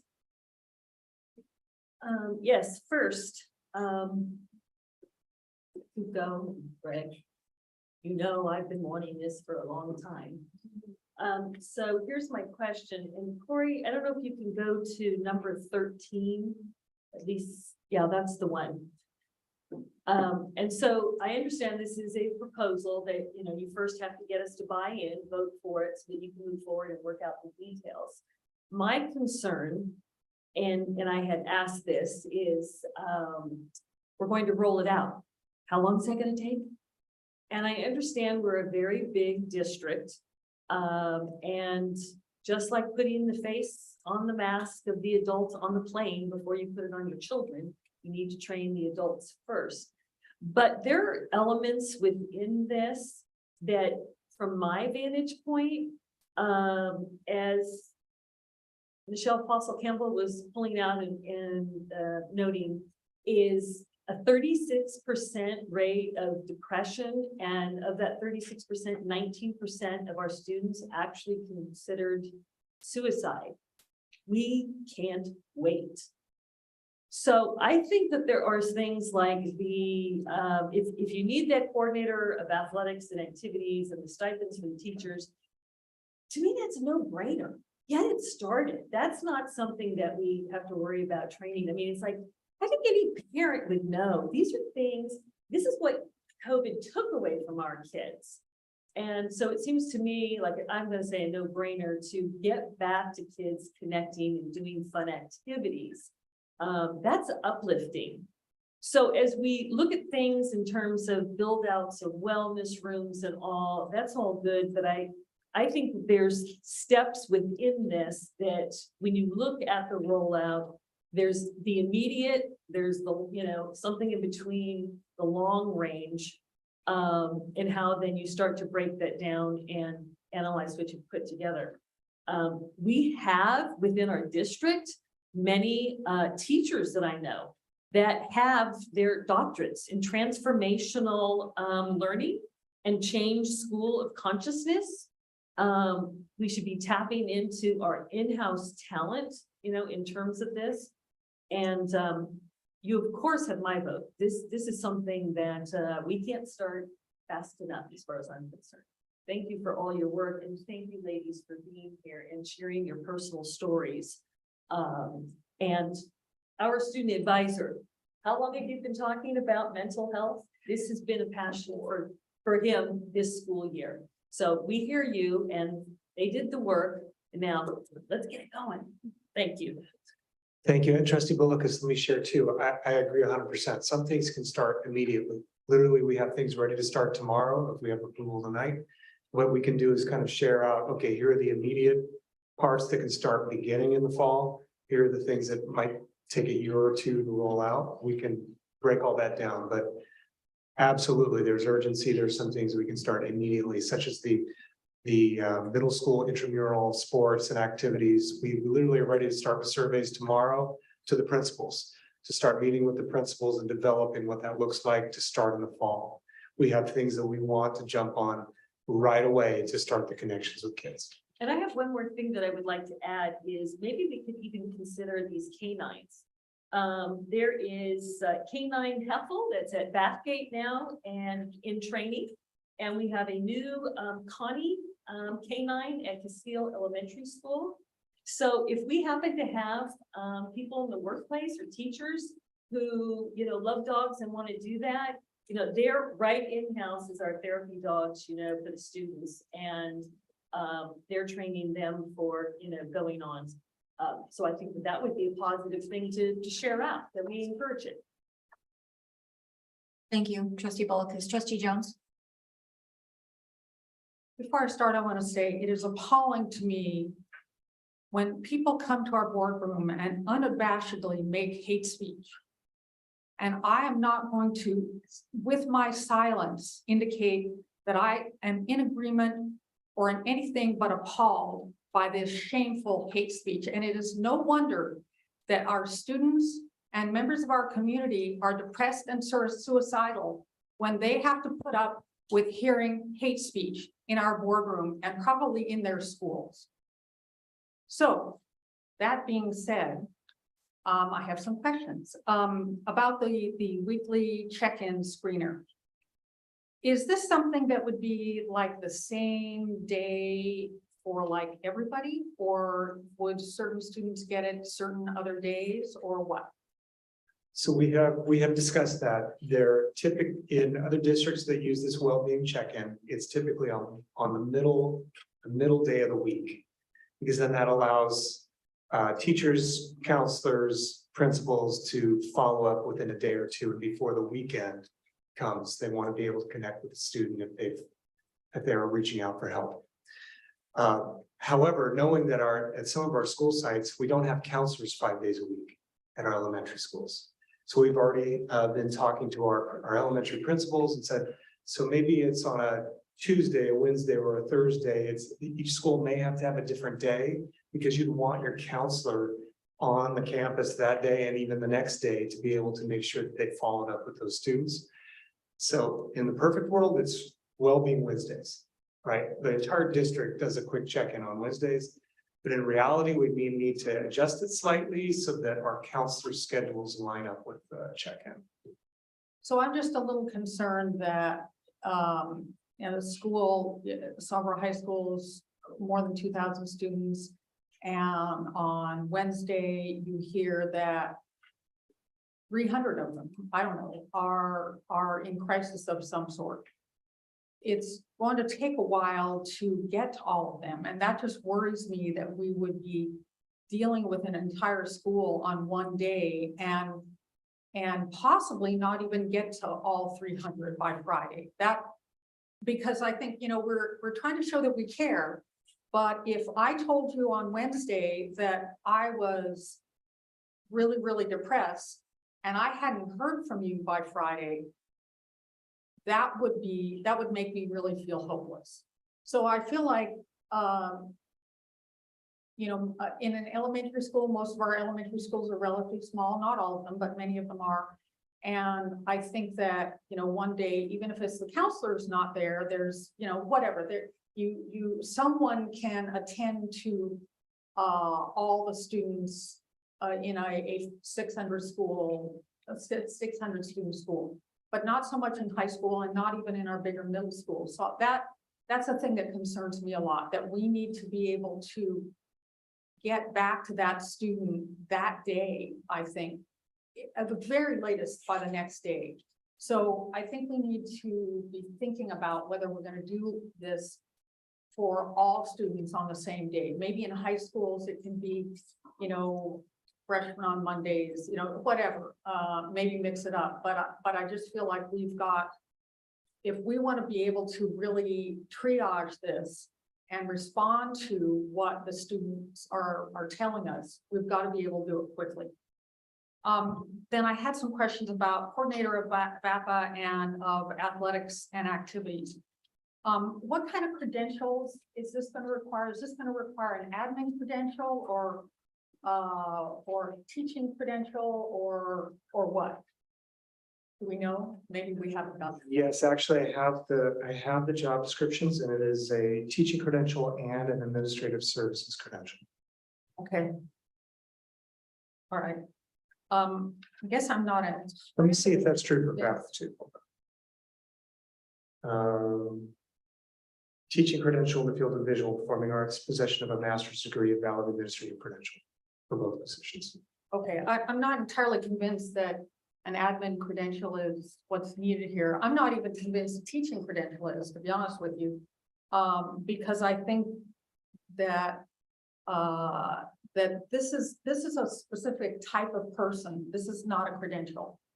We've talked, I think you and I, Dr. Merwin, about activities directors, and I think I said to you that they're born, not made. And I think that we're more looking for a kind of a person than a degree or whatever. I mean, I just think we ought to be thinking about that a little bit. And I mean, I think there's possibly even TOSAs who could do this extremely well. And I don't have anyone in mind. I'm just thinking that maybe we should be kind of open-minded to a type of person rather than a credential. Thanks, that's all. And Trustee Jones, if I can mention too, regarding the well-being check-in, that's exactly why we want to pilot it. We want to study exactly like we'll be looking for a high school that's willing to pilot it and see, would it make sense to have different days of the week on that school site? We have talked to the company Sown to Grow, and they have mentioned they have studies where, you know, at a school of 500, you'll have 3 to 5 students per week. The rise of that tier 3 need on a typical week, and that's doable. But on a high school of 2,000, 2,500, we want to see what that's like. We also have Clint Collins and his team developed family support teams for each high school family feeder, which has a psychologist, intervention specialist, and a coordinator. And they could also, we've already talked about how they could be another layer of support if a school had more students than they could connect with, then we could bring in the family support team to assist. But we want to pilot and we want to see how that works before we were to go to scale. Trustee Hanachek. Anything? I have a question on the data. So, percentage 36%, what's actually the number of students? You've got 7 or 9. We would have to. I think we can pull those actual numbers for you. I don't have them on hand. We have that in our summaries, so we can easily pull the numbers. And just be curious to know, is that at the top of you was understanding what would be a baseline versus, you know, how much volume you're going to be seeing? If it's 1,000 each one of those, right? So you have 3,000 students, 36% of that, right? It's quite a few students, and each of them on the sort of happiness to the sadness kind of Gallup whole scale, right? 2 standard deviations away from a norm, you're going to have a real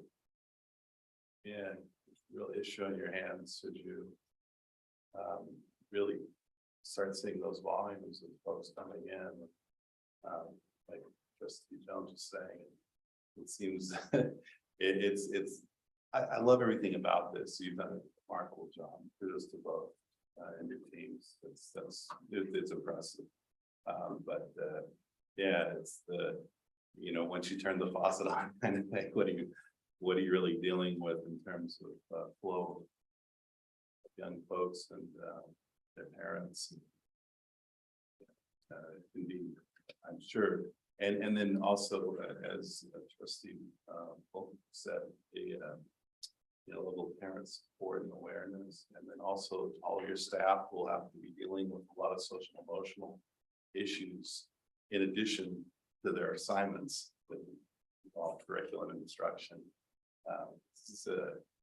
If it plays the way you're suggesting, it's really a powerful tool. And it would be remarkable to see it at a district this size. So you'll have the data. We will get those actual numbers, and I agree that would be great baseline information. Trustee Hanachek. Thank you. I appreciate everything my fellow board members have said. I'm actually sitting here having an anxiety attack, just to let you know.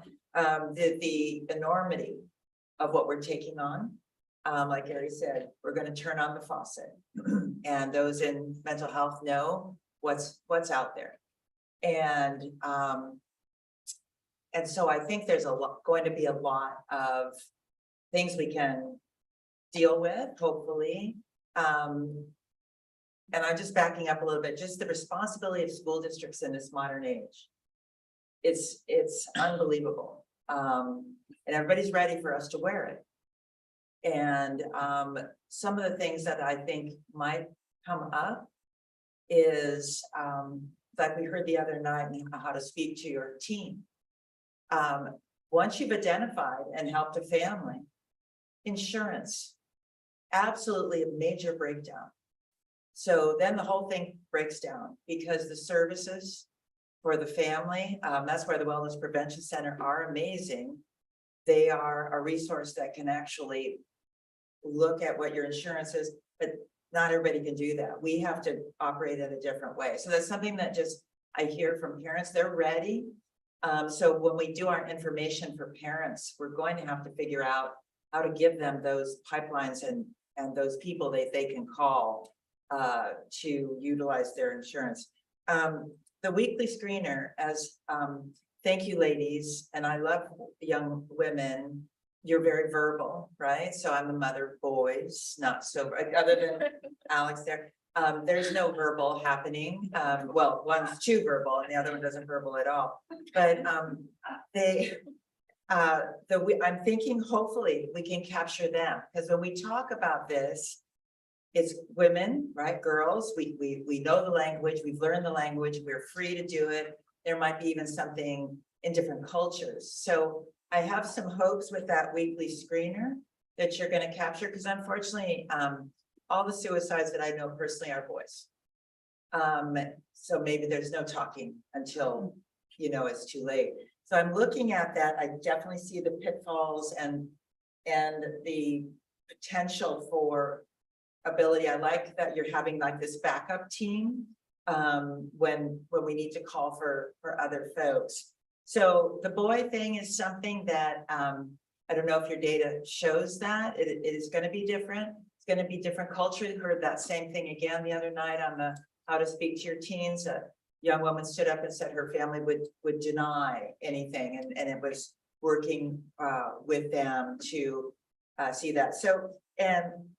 So back to Judy's things, how we can roll this out. I feel like the parent thing sooner rather than later. And we've already talked about how we should maybe better utilize our Family Resource Center. And one of the young ladies said, we need that information. We might need to take our show on the road type of thing. Because it was a bust the other night, no one came here.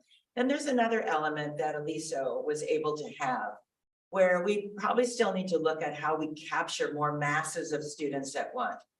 So they had that amazing speaker, and Krista will be able to speak to this. I was not there, but it sounded like in that room, collectively, this gentleman was hitting a lot of young people at once.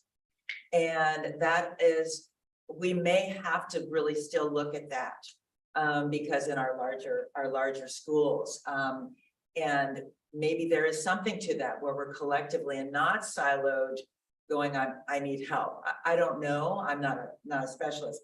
So I have a million other notes. I support this wholeheartedly. I can't thank you enough. I've also never been prouder and also anxious because once we commit to this, there's expectations. We are going to have to temper those expectations. We have to have parents be our allies and not our opponents on this. And I can think of a million other things, but right now I'm super, super hopeful. I'm also reflecting how this would have helped my own children at very difficult times that I didn't know they were having. And that's going to be the other element. You're going to expose things for parents that they're going to have to hear that their child's in crisis and they don't know it, and how we walk through the parent. So not only do our teachers need support, but our parents are going to have some moments where it's tough to figure out that that's going on. So I could go on and on. I support this wholeheartedly. I thank all of you for speaking, for being so amazingly verbal. Women, yes, this is good. And the work you're doing. And I'm ready to let this be an ongoing work in process. If you need to correct, you need to back up, come back to us, the check-ins on this. And the more it becomes part and parcel of CUSD, I do think this will be our culture. And I see another golden bell. I don't know. I just see that out there. No, be great. So that's all I have to say right now. Thank you.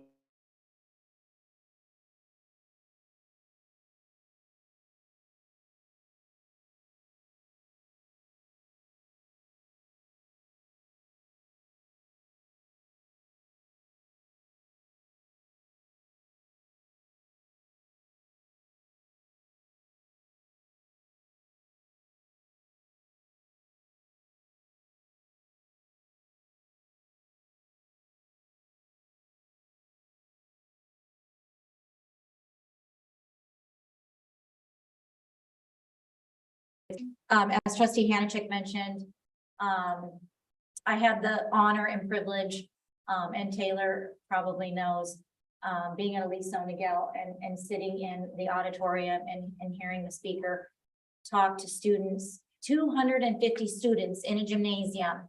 And the question was posed, are you struggling? And the whole gym stood up. I'm a teacher. I'm in classrooms every day. I know we've got struggles. I see it. But when you're in a gym and 250 kids stand up because there's some struggle happening in their life, that was difficult to watch.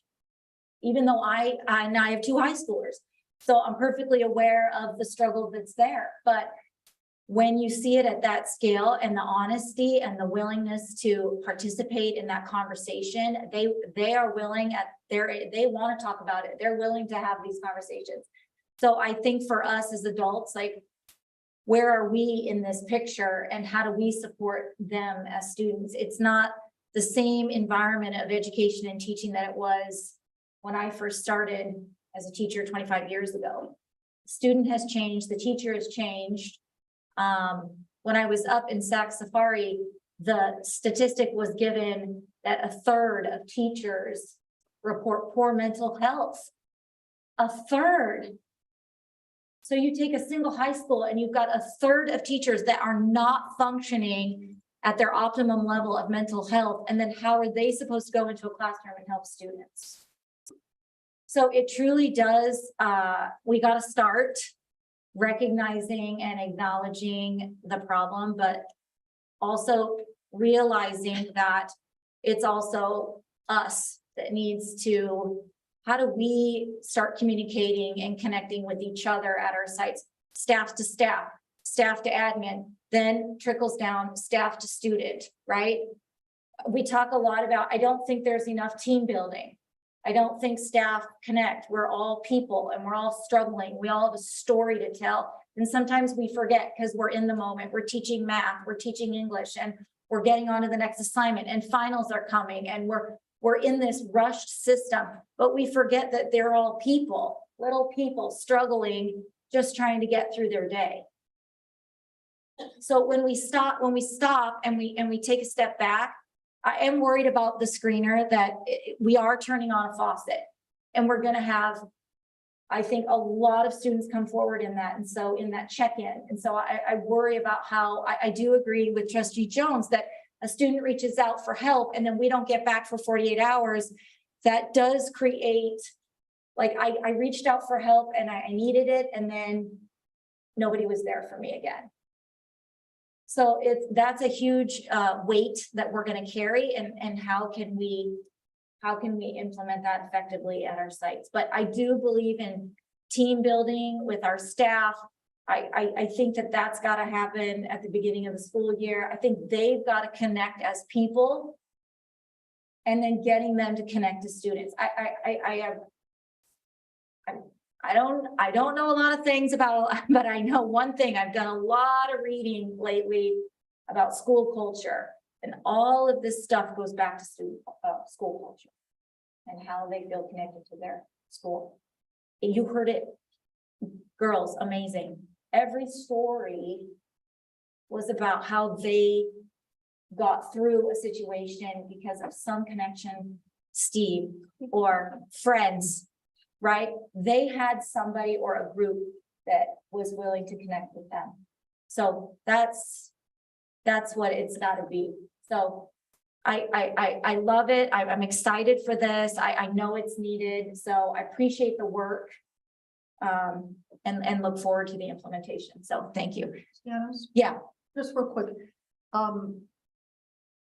A couple of parents, high school parents that I know, one of them's here tonight, have told me that their students don't feel like their teachers care. Yes. It occurs to me that in Trustee Cassiano's statement that maybe this is because the teachers are just too stressed to express that they care, or to care indeed. I absolutely think that yes. Yeah. Yeah. But that's where this whole system is, how do we handle them as people? And then they can do their job better when they're in front of students. So we're in the business of people, right? So not just students, but our teachers, our staff, everyone that works for us deserve to have us listen to what's going on. And then learning happens. And then we don't have to talk about so many D's and F's, right? Because when kids are connected, achievement will come automatically and success will happen for them. So, and I didn't mean to skip. I'm still coming to you, Alex. I see you have a comment. You're next, my friend. Perfect. Thank you. Yes. So I also just want to say thank you so much for this plan. Especially looking at tier 1 and looking at like the wellness check-ins and mindfulness practices. I have a teacher who I think at the beginning of every school day, we do like 3 minutes of meditation. We'll play like sound bowl and tongue drum. Is really relaxing and connects to the class. And something that he does actually is he'll check in verbally with us. He'll ask us how we're feeling. And based on that, we actually get a dynamic workload. So if we're feeling too overwhelmed with, especially right now, AP testing, IB testing, he's been very accommodating in reducing the workload or knowing that you can extend a due date. So that's been something that personally has helped a lot of kids in that class. And I think if that could be part of the training or if that could be something that's mentioned as an anecdote, that'd be fantastic. Something else that I actually came up with during conversation with Trustee Bullicus is there's kind of two sides to something that when we looked at the wellness check-ins, if it's like a standardized thing on maybe Canvas or something else that you're rolling it out on, there's two sides to it. I remember back maybe September or October, we had this meeting with all the ASB presidents across the district, and we brought in some of the lead counselors. And we were saying, how do we increase people coming to these people to seek help? How do we increase, or how do we destigmatize that process? And so I think that's something that is actually really important, because the implications for someone who doesn't know what happens when they put the most negative thing on the survey, or if they put, if it's like a frowny face or whatever it may be, the most negative one. I know back then, maybe I wouldn't have done it even if I was feeling that way. There's something really scary about putting that and not knowing what's going to happen if you put that thing. So I think destigmatization is something that's really, really important to look at for students, and communicating how each level or how your responses will be taken into account for how we treat that. And the other side of that coin is actually saying, look, if you do this survey, you're not going to like mess around with the survey. You're not going to just put a joke answer. You're not going to play around with it. And so that's kind of also educating about, here's what actually happens when you put something on that survey. If you kind of joke around and you say, oh, I'm going to put the worst one just for fun, you need to say what happens when you put that one, because there will be steps taken, right? So I think that's two sides of the coin. And if you can educate kids and inform them about what's going to happen if you put each thing, it's going to help with the destigmatization part, and it's going to help with not having as many, play around type answers. I appreciate that, Alex. And there is an introductory part to the Sonduro program where they do explain to students exactly the things you're sharing. What happens when you put in a comment? That's all explained. It's pre-built for teachers. So it's like a pre-built introductory lesson to help them with exactly that. Okay, that's perfect. Thanks so much. Interim Superintendent Hampton. What I was going to mention in the presentation about the wellness check-in is that it's not meant necessarily for a student to put information in and it goes away and the student isn't part of it. The student will have their own wellness dashboard, and they can track their product over time. And in conjunction with the mindfulness, is the idea is that everybody together is kind of on this journey together for their mindfulness, and the student is tracking, and they can look at their academics at a particular time and go back in time and say, oh yeah, I remember feeling a certain way at this point. And then I felt better and I did better academically. It's all interconnected, these things, instead of just having like a spotlight on one particular area. And that's what we found with this one wellness check-in system, is that the student has the ownership of it as well as the adults looking at it. So we don't want the students to think that they're sending something off into a dark place and never to be seen again. And I hope I get a response. We want it to be more of a cohesive connectedness with everything they're doing. That's a good thank you, Clark, for that, because I'm sitting here thinking, like Alex is, and so it's not passive. So over time, you help to give tools their own tools to understand what they're doing, because at some point, we do have to help ourselves. And people are not gonna ride in and help us. Every time I go, I feel sad. So you have to be able to understand how to control your own sadness. So I'm not gonna put too much, hope this isn't like a unicorn thing for this, but I like that explanation, that the fact that the student understands how they're using it, they can take more autonomy over their own mental health. So thank you for that explanation. If I could add too, one other quick thing that came out in the community webinars was, what about nonverbal students? What about young students who can't articulate how they're feeling? That's why it's set up as emojis. It's emojis plus a comment box.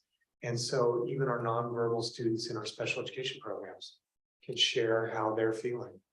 That's an incredible tool, as well as our kindergartners can share how they're feeling. They don't have to type several sentences in. They can just so instantly, and then as Interim Superintendent Hampton said, they can actually track them over time and watch over week. How was I feeling 3 weeks ago?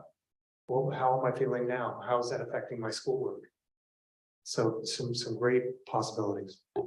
Also, the teacher, right, can also see this because there might be the types of assignments, the kind of teaching that would go into that would lower a lot of the high stakes. So you get this very nice interactive model. I really appreciate this more with this. One quick note on that as well, as Dr. Merwin and I were discussing, as the site administrators, the counselors, the teachers are getting this data, speaking from my principal hat on, if there's a certain activity, if there's a certain aspect that we're doing that week for the school, it's a good measure to see how that affected the students. And if part of your goals, right, which we have for our site principals, is responding to that SEL goal, this is a weekly tangible tracker of your actions. And for those administrators that have teachers that should we go along with this or not, you can see the impact that this is occurring week after week, and it's helpful to move that culture of connecting as well. And the state's also doing a dashboard on school culture, right, or climate. Yeah, so this is a bigger initiative that we're involved with. Okay. Yeah, we need, may I have a motion to approve CUSD Cares multi-tiered system of support and well-being? So moved. Second. Moved by trustee Hannachek, seconded by trustee Bolikas. All those in favor? Aye. Okay. Motion passes 601 with Thank a you, preferential trustees. vote. Trustee Board Member Jim. Thank you. Thank you, ladies. All right, moving on to 16A2, 2023-24 Local Control Accountability Plan and Update. I would like to recognize Dr. Greg Merwin, Associate Superintendent, Education and Sport Services, to present the items.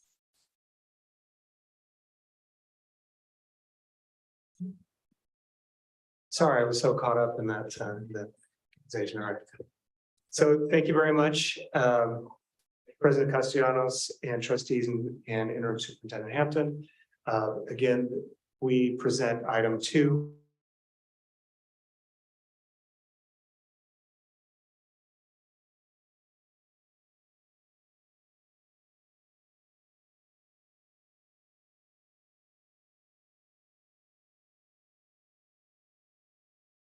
Board action is necessary.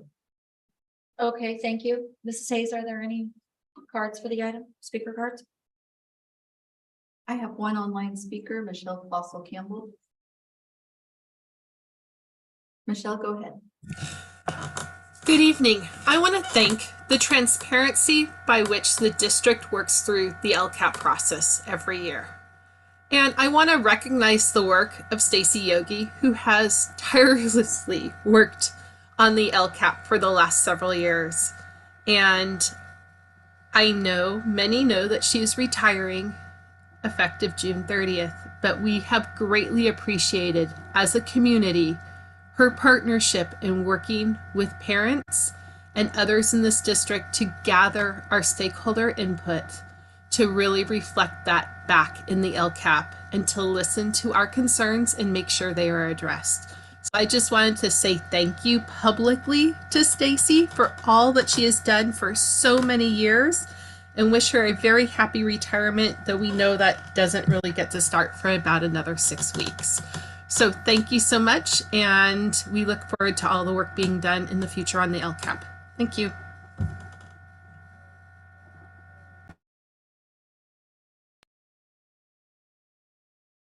Thank you, Michelle. Trustees, any discussion on the item? Trustee Hanachek? Just have one comment. Dr. Merwin, this is also in the LCAP, we also consider the chick survey. Isn't that correct?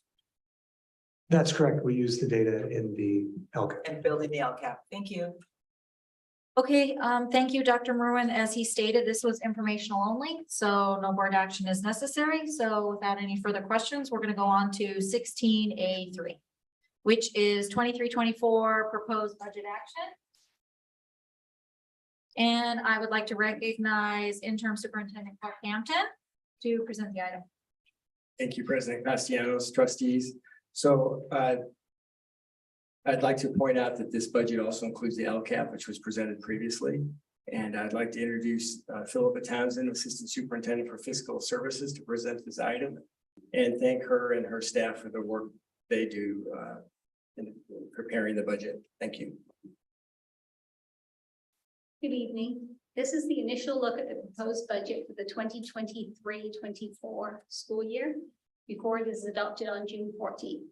After this PowerPoint was created, the May revise was released, and therefore, as we go through the slides, I will point out any changes that you will see from this budget on the June 14th budget. Next slide, please. This budget was created with a local control funding formula cost of living adjustment, or COLA, of 8.13%. However, the adopted budget next month will incorporate the final May revised rate of 8.22%. All salary increases for 2022-23 are incorporated into this budget, and after this PowerPoint was created, a settlement was reached with the Teamsters. We are still seeing large declines in enrollment based on smaller cohorts coming into kindergarten first grade as compared to the size of our graduating seniors. Based on current projections, these declines will start to slow down in the 24-25 school year. This budget includes the last year of our ESSER 3 monies being used to pay for lower class sizes, multi-tiered systems of support, coaches, and behavior plans, plus elementary PE. After this year, those programs continue with the use of the arts, music, instructional materials, discretionary block grant, and the learning recovery block grant. In January, the governor proposed cutting the arts music block grant to help pay for the COLA, which is estimated to be a loss of $9 million to CUSD. In response, we reduced the length of time we could continue with our recovery programs from the 2027-28 school year to the 2026-27 school year. Despite heavy lobbying from various education groups on this issue, at the May revise, the governor proposed an additional cut to these two programs, translating to a further $9 million loss. Staff is looking at how to incorporate this into the budget, assuming the final state budget does include this cut next month. But it will be most likely necessary to adjust the learning recovery plan and reduce either the scope or the timeline. Next slide, please. This slide shows our attendance trends for the last decade. Inside the red box is the attendance percentage for each year. CUSD's long-term attendance rate was 96%, but starting in 21-22, the attendance rate dropped to 92.6%, a similar rate experienced by most other districts. In December, at our P1 attendance count, we experienced a lower rate than at the same time in the prior year, which led us to expect worse results when we got to P2 this year. Surprisingly, the attendance after Christmas rebounded and our P2 rate ended up being higher than the prior year. Although we hope that attendance is going to start going back to historical averages of 96%, in the interest of caution, the assumption contained in the budget is for a 93% attendance rate going forward. Next slide, please. This graph compares the unrestricted fund balance at budget adoption in blue to the fund balance that we showed you at second interim in red. I'm sorry, I got that the wrong way around. The second interim is in blue and the budget adoption is in red. The current budget incorporates the salary settlement for all employees for 2022-23. In the adopted budget presented next month, the increased COLA adds another 400,000 ongoing, and therefore the fund balance increases to 4.5% in the third year of the multi-year projection. Next slide, please. The current budget also reflects a slightly lower CalPERS retirement rate, which saves a total of 700,000 over the next few years. An additional 2 million ongoing is budgeted for increased Chromebook costs. Next slide, please. We know that the final 23-24 state, we will know what the final 23-24 state budget looks like by the middle of next month, and it will be signed by the governor by the end of June. Any changes will be incorporated into the budget that will be presented in August at the unaudited actual reporting period. Next slide, please. Proposition 28 revenues are not yet budgeted as the state has not yet allocated an account number.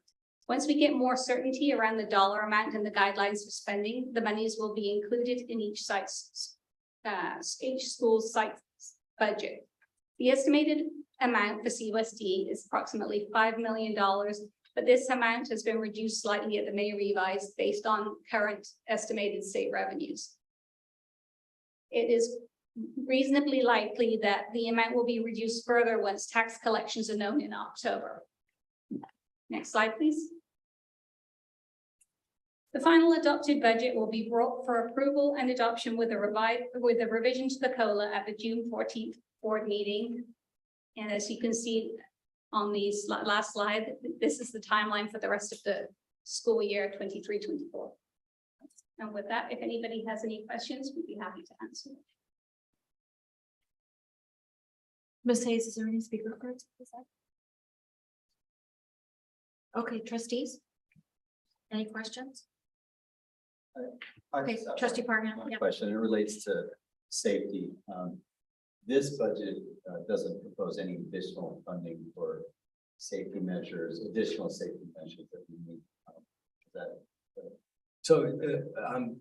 I like to recap kind of everything, where we are with everything. So with the CUSD care, so really when we think of safety, we think of the three things I mentioned is academic safety, emotional safety, and physical safety. And we are looking at, so we're investing in all of those. And one of the things we're looking at for as we look to the adopted budget, and after that, we're going to be exploring some enhanced physical safety at school sites. So we expect to have that analysis completed sometime in early summer to be ready for any kind of implementation for the fall. And any additions that would bring to the budget would be included at the unaudited actuals in the fall. Okay, but the CUSD cares was. That's budgeted through the LCFF supplemental funding. Okay, thank you. But just for clarification, the CUSD cares budget that we saw does not include the current safety expenditures that we may incur. Fencing, cameras. Yeah, right. That CSD cares is the emotional support aspect of things. And we're exploring other enhancements. I mean, we're in the midst of actually doing some work like at some schools for enhancing fencing and things like that. But we're also looking at other aspects of physical safety that we'll bring to the board later. Okay, this was an information item only, so no board actions required. So we are now moving on to 16A4, resolution 2223-44, authorization of temporary interfund transfers. And once again, I'd like to recognize interim superintendent Clark Hampton to present that. Thank you, President Castellanos. Trustees, this is an annual item just to allow the school district to transfer funds for cash flow purposes between funds in the school district. And staff recommends approval. Thank you. Okay, Ms. Hayes, any speaker cards for this item? All right, no speaker cards. Trustee discussion. Trustee Jones. I'll move approval. I'll second. Okay, moved by trustee Jones, seconded by trustee Hanachek. Mrs. Hayes, please call the roll. Student advisor, student board member Zhao. Aye. Trustee Bullockis. Aye. Trustee Davis is absent. Trustee Jones. Aye. Trustee Pritchard. Aye. Trustee Hannachek. Aye. Trustee Parham. Aye. Trustee Castellanos. Aye. Motion carries 601 by a roll call vote to adopt resolution number 2223-44, authorization of temporary interfund transfers with preferential vote of aye from student board member Zhao. All right. At this time, we are going back to consent calendar items that were pulled. And so, let me see, I wrote them down. Hold on. I think I have the first one. You do. Go ahead. It was 15, this is 50, I just want to clarify, this is 15A3. Yes, it is. Okay, thank you. It's on the list of independent contractors. And this one is the number 2223200, which is the Contemporary Service Corporation contract for campus supervision. So I'm just going to read from the board report. This is kind of the theme of Steve, right? How important this is. So just as this was in a board update for us, Contemporary Service Corporation, CSC continues to be needed to ensure adequate staffing of our campus supervision positions when we are unable to secure substitutes for these positions. Additional funding is needed to fulfill supervision staffing needs through June 2023. So this is the amendment to the contract, which brings the total to $150,000 for the 22-23 school year. And then this is where I'm just asking for the follow-up. HRS is closely monitoring vacant positions and requiring sites to decrease the time between the job closing, interviewing, and making a recommendation to hire. And then they said this will be on the consent. So we are putting a lot of effort and emphasis and future plans around campus supervisors. So can I just have a brief update, and hopefully this agency will soon disappear like our other independent contractors? Thank you. Yeah, when we look at this, I don't see our contracts ever completely disappearing, especially for CIC as we use them for other events. But the idea would be, and that's what we're working for, that all of our positions are filled by our regular employees. None of the contractors we use are filling regular positions. They're working as substitutes when somebody is absent, or in the event that it is vacant while we're trying to fill it. All of our sites have dedicated a 1 hour block every week, dedicated just for interviews for our hard to fill positions. So if somebody were to apply for any of our positions, our principals have access to those within 5 days to do the interview, complete the full reference check, and then make a recommendation to hire or repost. So again, our goal will always be to reduce how much we use the contracts for, but in certain situations, in an emergency situation, we do need people to fill these as substitutes. I'm glad I asked the question, because I didn't know that about the principal's ability to be more responsive in this goal. So thank you. So I would move that item. George, you want to move them all at the end? Yeah, can we do it at the end? I think it'll be easier. Okay. So we're moving on to your next item. Thank you. A6. Okay, so the next one is 15A. A6. It's the Prop 39 for CRLA. And the reason why I brought it up is there's just so much confusion, especially in recent light of the kind of transition of this charter. And I have folks asking me, does this impact Prop 39? So I'm just going to go back to one of our board questions and see if there's something here, because I couldn't answer the question. So the question was CRLA, that's our newest charter, California Republic Leadership Academy, stated on their Instagram account that they are a Hillsdale College school. Then the question was, did staff ever ask if CRLA would be Hillsdale College affiliated? The answer was yes. Staff did ask CRLA during the charter petition review process. CRLA stated that they were, excuse me, I'm reading off my phone, not Hillsdale College affiliated, and they never shared that they were in the process of being affiliated. So then this board update yesterday, April 18th, 2023, CRLA posted on Instagram the following, where they said CRLA Capistrano is a Hillsdale College curriculum school. And then the staff wrote back as a reminder, this is an Orange County approved charter, so I understand that. And county has oversight. So then they said staff had notified the county regarding the issue. So two things, has the county been notified? Does this in any way, I feel there's obviously what folks are concerned with was the lack of transparency and, you know, submitting one application and then we're holding the bag for the Prop 39. Does this in any way affect? So two questions there. Has the county responded? And what does this, if anything, do to the Prop 39? So I'll ask Ms. Crowley to confirm about talking to the county and then what the response was and next steps.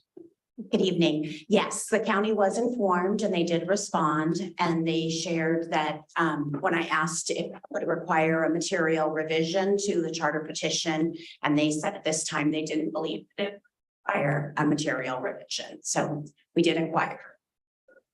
Okay, so and then in any way, shape, or form affect our Prop 39 obligation? No. Says it's nothing. No. Okay, and then I know I've asked staff for thing on, we'll get an update of, because we always have an expenditure with our facilities, and how we do that, and that, I know you're gonna bring that to me later. Okay, then that was just my question on that item. I would be ready to move it at the end. Okay, 15A8. Okay, so 15A8 and 15A9. So I wanted to bring this up because I feel there is a deeper conversation here. So when things go well with our partnerships, these are with the HOAs, with Samlark. Okay, so it's all good-ish. I still kind of always am confused when communities pay for an HOA in a park. And then we as a district still have to pay again for our schools to spend some limited time there, but that's I digress. And everything goes okay. I think I'm trying to understand who's responsible for what until something like what happened in February of 2020, when the Army notified us that the Department of Defense formerly used Defense Sites Environmental Restoration Program, that they're basically were potentially, it was used as a bombing range. So as some board members who were there will recall, because we're schools, we asked a lot of questions, and probably this came up because San Diego Unified had something similar, so we were notified. We then notified the ranch. They talked about, yes, practice on Plano with tiny bombs. And I guess Dan at the time had one of these tiny bombs on his desk. So this is kind of going on. And so basically we, of course, because we're schools, this is where I feel like we're chumps. I'm sorry, I didn't need to use that word, but okay, so we went into overdrive because that's what you do, because this was supposedly partial on one of our schools, on Arroyo Vista. So we went into overdrive, took our total due diligence, did everything. And then the follow-up on this, once we had done all of this, and really, made sure this, not only our school, but this park and this HOA was safe. So the question was, please clarify, we had an all clear around the Army's notification of potential buried devices. Please confirm we either didn't or couldn't recoup the taxpayer dollars we had to spend on this issue. What was the total cost? The answer, through the investigation by the district consultants, and again, I'm proud, as always, that we take children's safety first. It was confirmed the property at Arroyo Vista K8 and Arroyo Vista Park was safe for students and staff. The total cost of the examination of the property testing and legal fees was $194,276.70. Legal counsel contacted the Department of Army requesting reimbursement of the investigation costs. The Army reiterated it does not provide reimbursements. Also, Samlark declined to help fund the investigation. So I do think this warrants a deeper conversation of what our responsibilities, but basically, we're the renter, we're the tenant, except for our own school. So I'm looking at Ryan, because he's shaking his head. Sorry, I mean to look at all of staff. Sorry. So this is really extreme, but if you can imagine it, and we have, I believe we have another partnership in the Aliso area with Avco. So I think I really need to understand, and now of course we are being asked in these two items that we will continue to have the joint use. And I don't have the item pulled up, but it's like $6,000, $9,000 or whatever. annually, I think it is, kind of nominal. But we just spent $194,000, almost $200,000 to make sure that Sam Lark's parks, and this is taxpayers' funds. So you see where I'm really confused, and I'm kind of I think we need to understand, other than these little simple, like, okay, you do this, you keep the park, and thank you so much for, even though our parents pay their HOA fees, we're gonna pay some more and get those kids, a couple hours a day. And we don't have obviously, as our budget said, we can't operate like this. We have to do teaching and learning in classroom first. So, I mean, there's a point in retrospect, I wish now, because the final bill, we didn't know when we were making all these decisions about safety for children. And then realizing that no one, not Sam Lark, whatever Sam Lark is, I guess it's a group of people, or the Army, would compensate us for doing the right thing. We're being the optimum neighbor. We actually can't be good neighbors. So I think I gotta understand when we have these relationships with these large HOAs, and as we use them more, we're building more schools. What does it mean? And I don't even know how to really ask this articulately, but I know that we cannot go down this path again. What if they have, maybe if they have a historical, something they uncover, or a little bird, or something that we have to, somehow it's on us. We're the renters. So maybe you can help me out. In the case of this particular school, I'm actually kind of familiar with the situation there.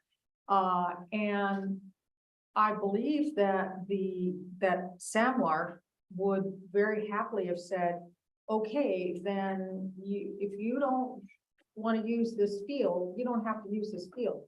But the school has essentially no grounds of its own. And a number of our schools have been built that way, so that they're next to a park.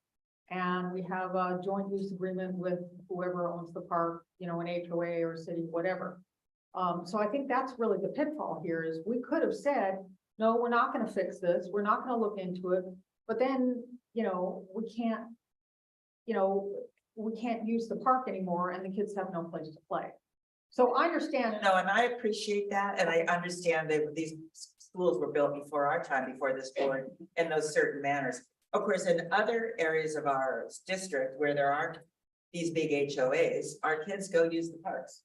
They use the Maxburg Park across from Las Palmas. They use the park behind BAMS. So it's just kind of an odd thing of, allowing our children to have these public spaces that their parents pay for, basically, their tax dollars. So this was typical with the developments that were occurring post 1980, late 80s, where there was these were master planned communities, and typically the schools had these joint use fields. And I think it continues, like Essencia has a joint use field. Yeah. Rayenda, it'll also have a joint use field as well. So that seems to be the model for Melrose CFD areas for master planned communities. So I guess my ask is, and maybe somebody can help me out, do we need to redo these contracts? Like, I mean, at what point are we not, when we are no longer just a simple little engagement, to have a park, because we didn't, at that time, those schools will not built, because obviously the concept was that this was going to be all one big happy community family, but then we're still paying, right, as the school that serves that community, even if it is $6,000, $9,000 or whatever. And frankly, if I was Sam Lark, after us making sure the all clear, I would have said, hey, for the next 2 years, maybe you don't have to pay something. So I don't know if I'm barking up the wrong tree, but I feel like, what if at the Aliso thing, let's just say bombs show up again, how are we going to proceed? I don't know. Are we going to step in and go, oh, we'll fix it with money we don't have? I don't know. Maybe these are questions they can't answer. Hopefully that doesn't happen again. No, but so I think we would probably do the same thing, which is do our due diligence request if they want to partner, and if they say no, then if we want as Trustee Jones said, they want to play, if we want to have the kids play in the field, then we do the due diligence to protect them, you know, to cover that when they're using the field. There's also, it's, some of these costs are cheaper than if it was our field, we would be maintaining it. Did we not do due diligence on that field? We did. Arroyo Vista, yeah. We did both the joint use property and the school property. No, we did that. We didn't know, we were notified. The Army told us 2020, we had already. It was 2020. This, you know, this situation. So then they, you know, and again, this is kind of a bizarro extreme thing, but we did it. And I tell you, if you can have weird things happen. So I think when you have these relationships, maybe we okay, I guess what I would maybe seek in the future for us to be a little more clear on what everybody's obligation is before we proceed. Well, let's take the sense, yeah, it's the park next to it. It's, I guess we're joining at least with the ranch. Right. If something like this would have happened there, who's on the? But depends on I mean, if it were to happen, it'd probably be the same thing. We would either say, you know, the board would have the option of, okay, this was. Don't we have a mitigation agreement with the ranch? Right, there's a joint use, but not with the ranch. No, it's a joint use agreement with the HOA. It's already past that point. So it's not, it's with the, whatever the HOA is, what the sense is. So so that would be, we would have the same dilemma, so to speak, in that, for that. Well, I mean, you kind of explained it to the folks out there, you know, the relationship with the Master Association, because remember, they're not just paying their local HOA, they're paying and also the Master Association. And for most of us, when I lived in Aliso, the concept was that it was sort of, that was built because you wanted field spaces to play and for your families to go to, and have an adversarial tone with the school district over mitigating what amounted to World War II bombs, right? And them not sort of like letting the taxpayer and their constituency know this, because they're also an elected board of HOA folks. They chose to run for a seat on that stuff, and so I think it's an interesting dilemma, because if we have a problem with any of the parks, we go to the city, right? And we exercise that relationship, and everybody has a stake in it because the communities are built around families and schools, right? And for them to take this sort of posture, it's almost a little disappointing. And I kind of agree with you. Yeah, it's with the city, like, you know, plenty of brand use.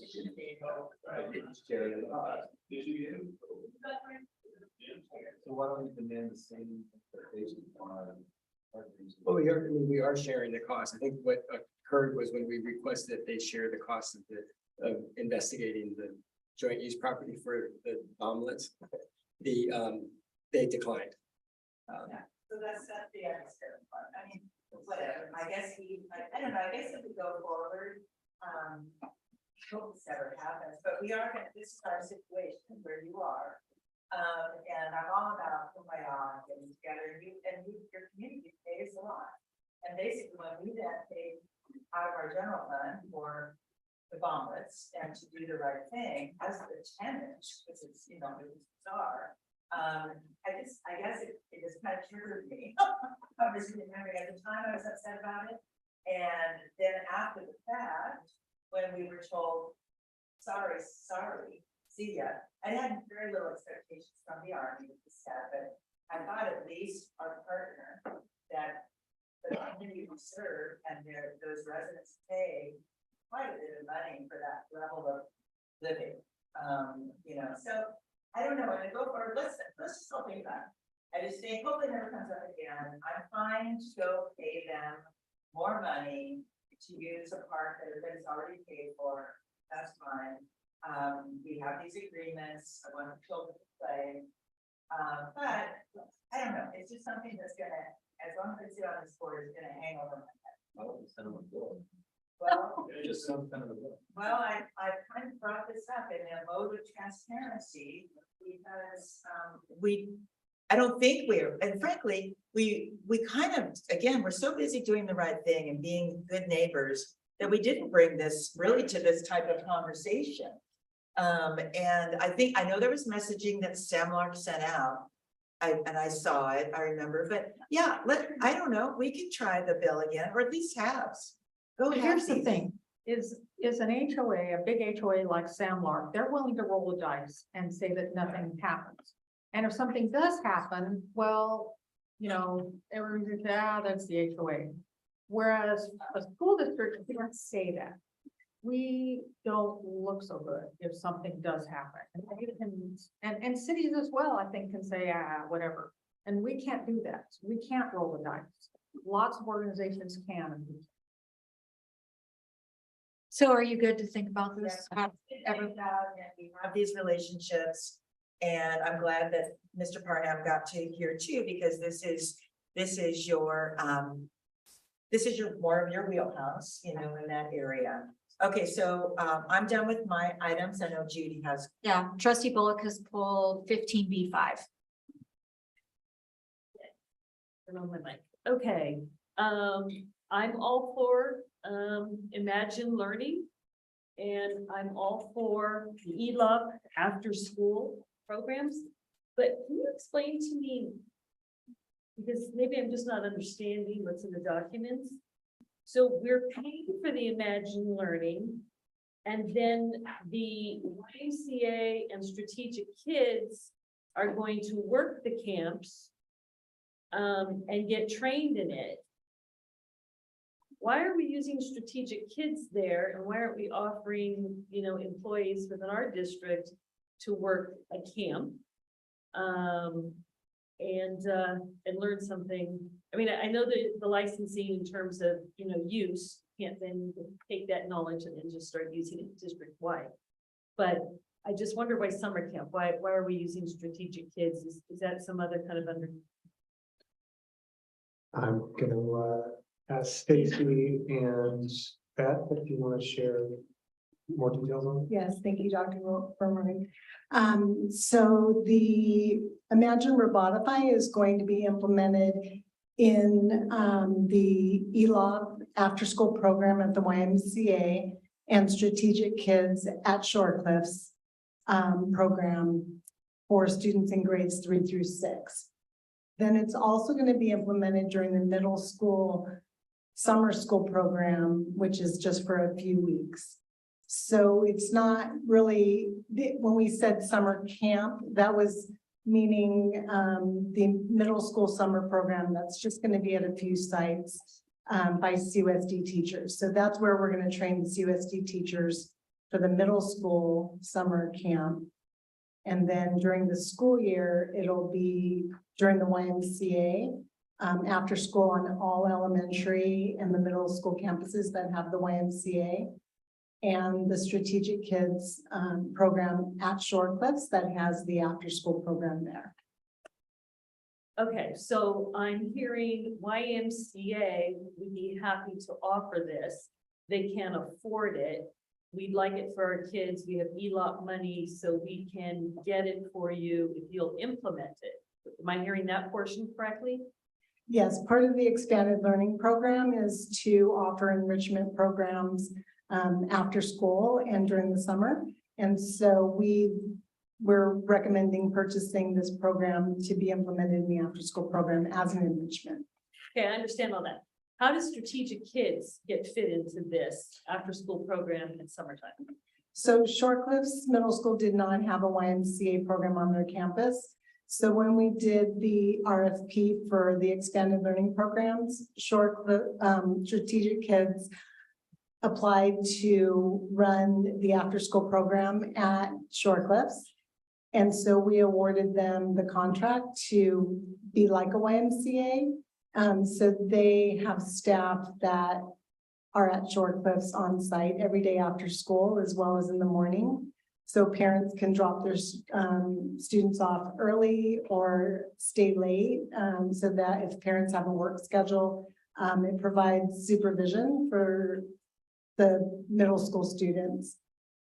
Okay, so I understand the program, but what I, again, am hearing is that as opposed to us having our employees working it and learning it, so that if we really like the program and it's successful every year, we would have hopefully maybe trained to come back the next summer and the next summer. Instead, we've trained somebody else. And so, you know, we don't own that knowledge out there. And I think that's a lot to what CSEA is talking about. And here we are, this is like a, you know, a summer project, or, you know, a summer program. You know, there aren't other people within our district that would have liked that job.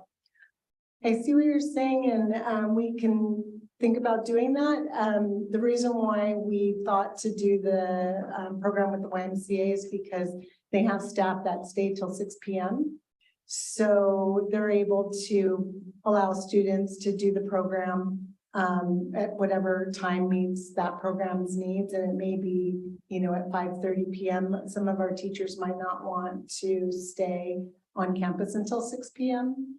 But we could think about a model that might be able to incorporate our staff to be able to do that. Okay, thank you. And your response to me back is talking about YMCA, and I'm talking about strategic kids. Because I know about the YMCA and all the programs they do for us, like at Mission Viejo for after school. And we definitely have a contract or a partnership that we do with YMCA. So it's the strategic kids piece that I'm questioning. The same thing is their program runs till 5:30. So we weren't sure if we were going to be able to have staff that would want to stay till 5:30 every day after school and be there before school running the program. Yeah, but this doesn't have to be a teacher, because teaching kids, they're not teachers.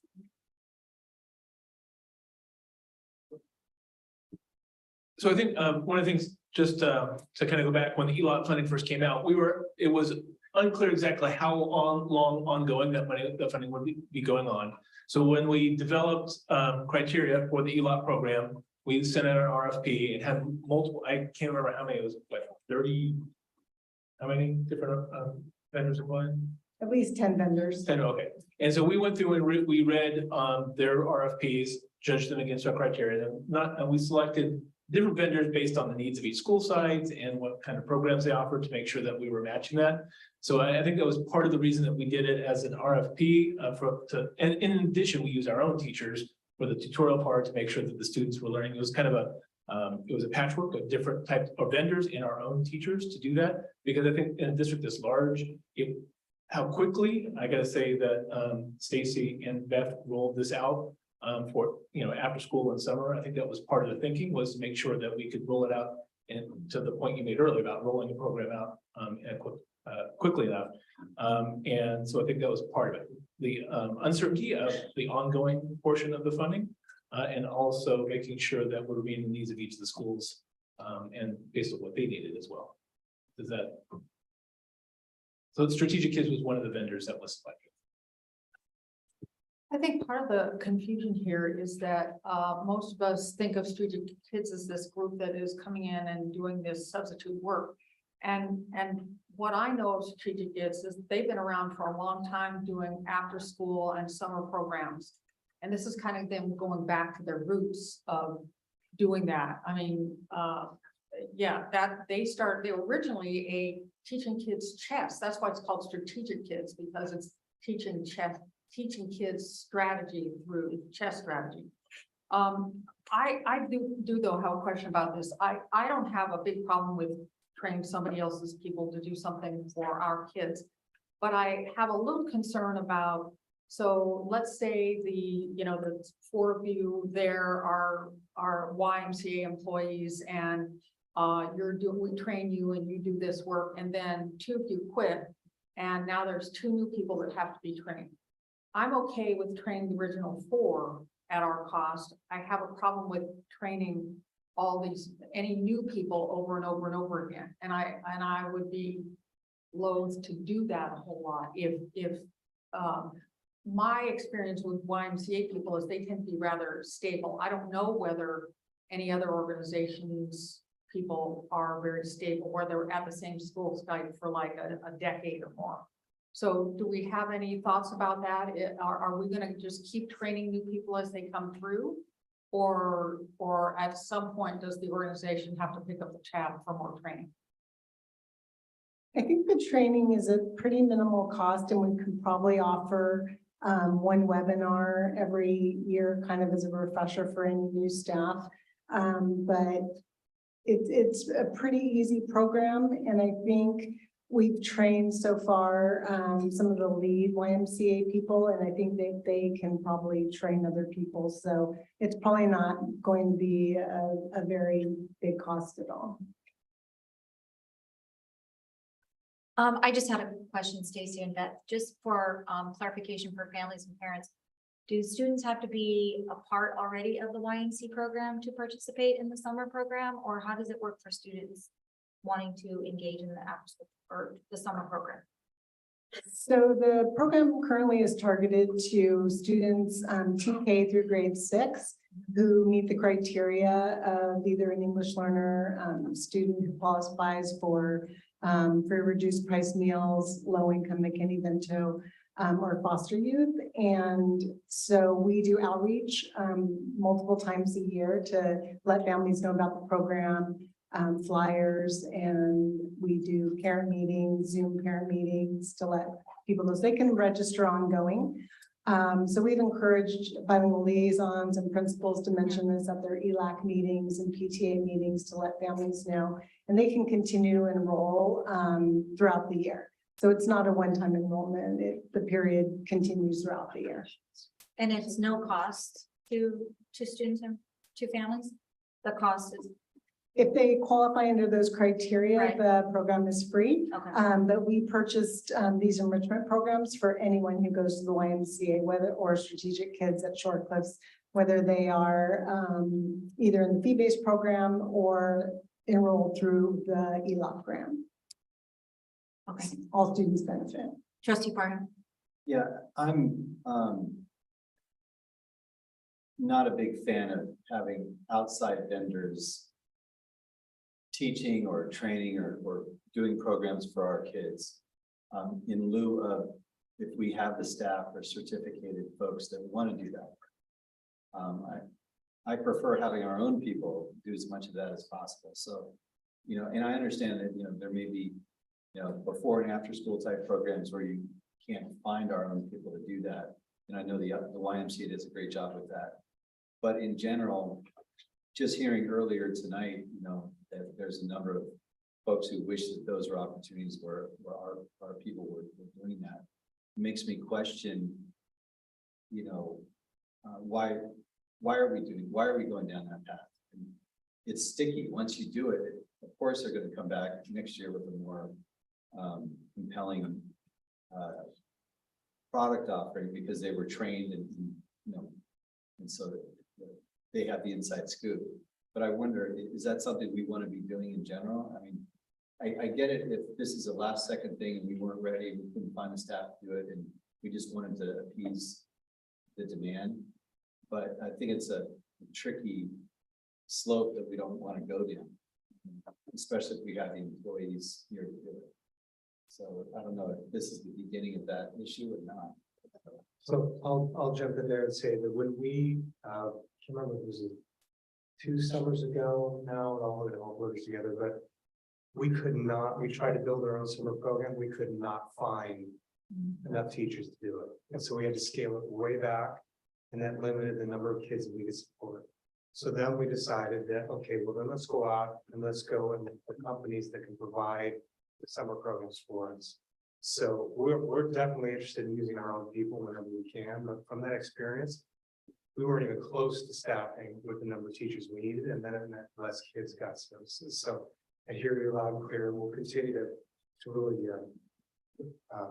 prioritize having our own teachers and our own staff provide these services, but sometimes that's one reason we go for the vendors. And we do have over 80 of our teachers currently doing homework support in the ELOP program, and 7 counselors doing social emotional support in the after school program. So we did offer it to all of our elementary teachers and middle school teachers to see if they were interested in supporting the homework program, and over 80 expressed an interest, as well as 7 of our counselors. So we'll continue to look at other additional opportunities for our own district staff. And we properly vet all the employees of Strategic Kids. Any other vendor. that we- I've got one last clarifying question. So you talk about teachers and then we talk about strategic kids. Are the strategic kids employees teachers? Do we have a minimum age? They have to be 18, they have to have some kind of training. Who are strategic kids that we're hiring for this ELOP after school? So the ELOP grant has a staff qualification requirement, which is the minimum requirement for our district paraprofessionals. So we require them to provide that information to us, how their staff meets that criteria. Okay, and the YMCA, like if I think of after school kids factory or whatever, those are just young teenagers doing that for the YMCA. Do we have a criteria for the YMCA that they are credentialed? Yes, they have that same criteria as well. Now that we're doing the ELOP, they have that same criteria. Okay, because of the ELOP, that's what causes them to have certain levels of. Yes, the ELOP, and we've had the after-school education and safety grant for many years at 5 of our elementary schools, and that also has the same criteria that for staff qualifications. Okay, thank you for that clarification. Okay, any other questions? Are we good with our consent calendar items? I just need a motion to approve the following items: 15A3, 15A6, 15A8, 15A9, and 15B5. So moved. Moved by trustee Hannachek, seconded by trustee Parham. All those in favor say aye. Aye. Aye, motion carries 601 with preferential vote by student advisor Zhao. So without any further business before the board, may I have a motion to adjourn? Moved. Second. Moved by trustee Hannachek, seconded by trustee Bolus. All those in favor say aye. Motion carries 601 to adjourn the meeting with preferential vote from student advisor Zhao. The time is now 10:30. Thank you. Have a good night.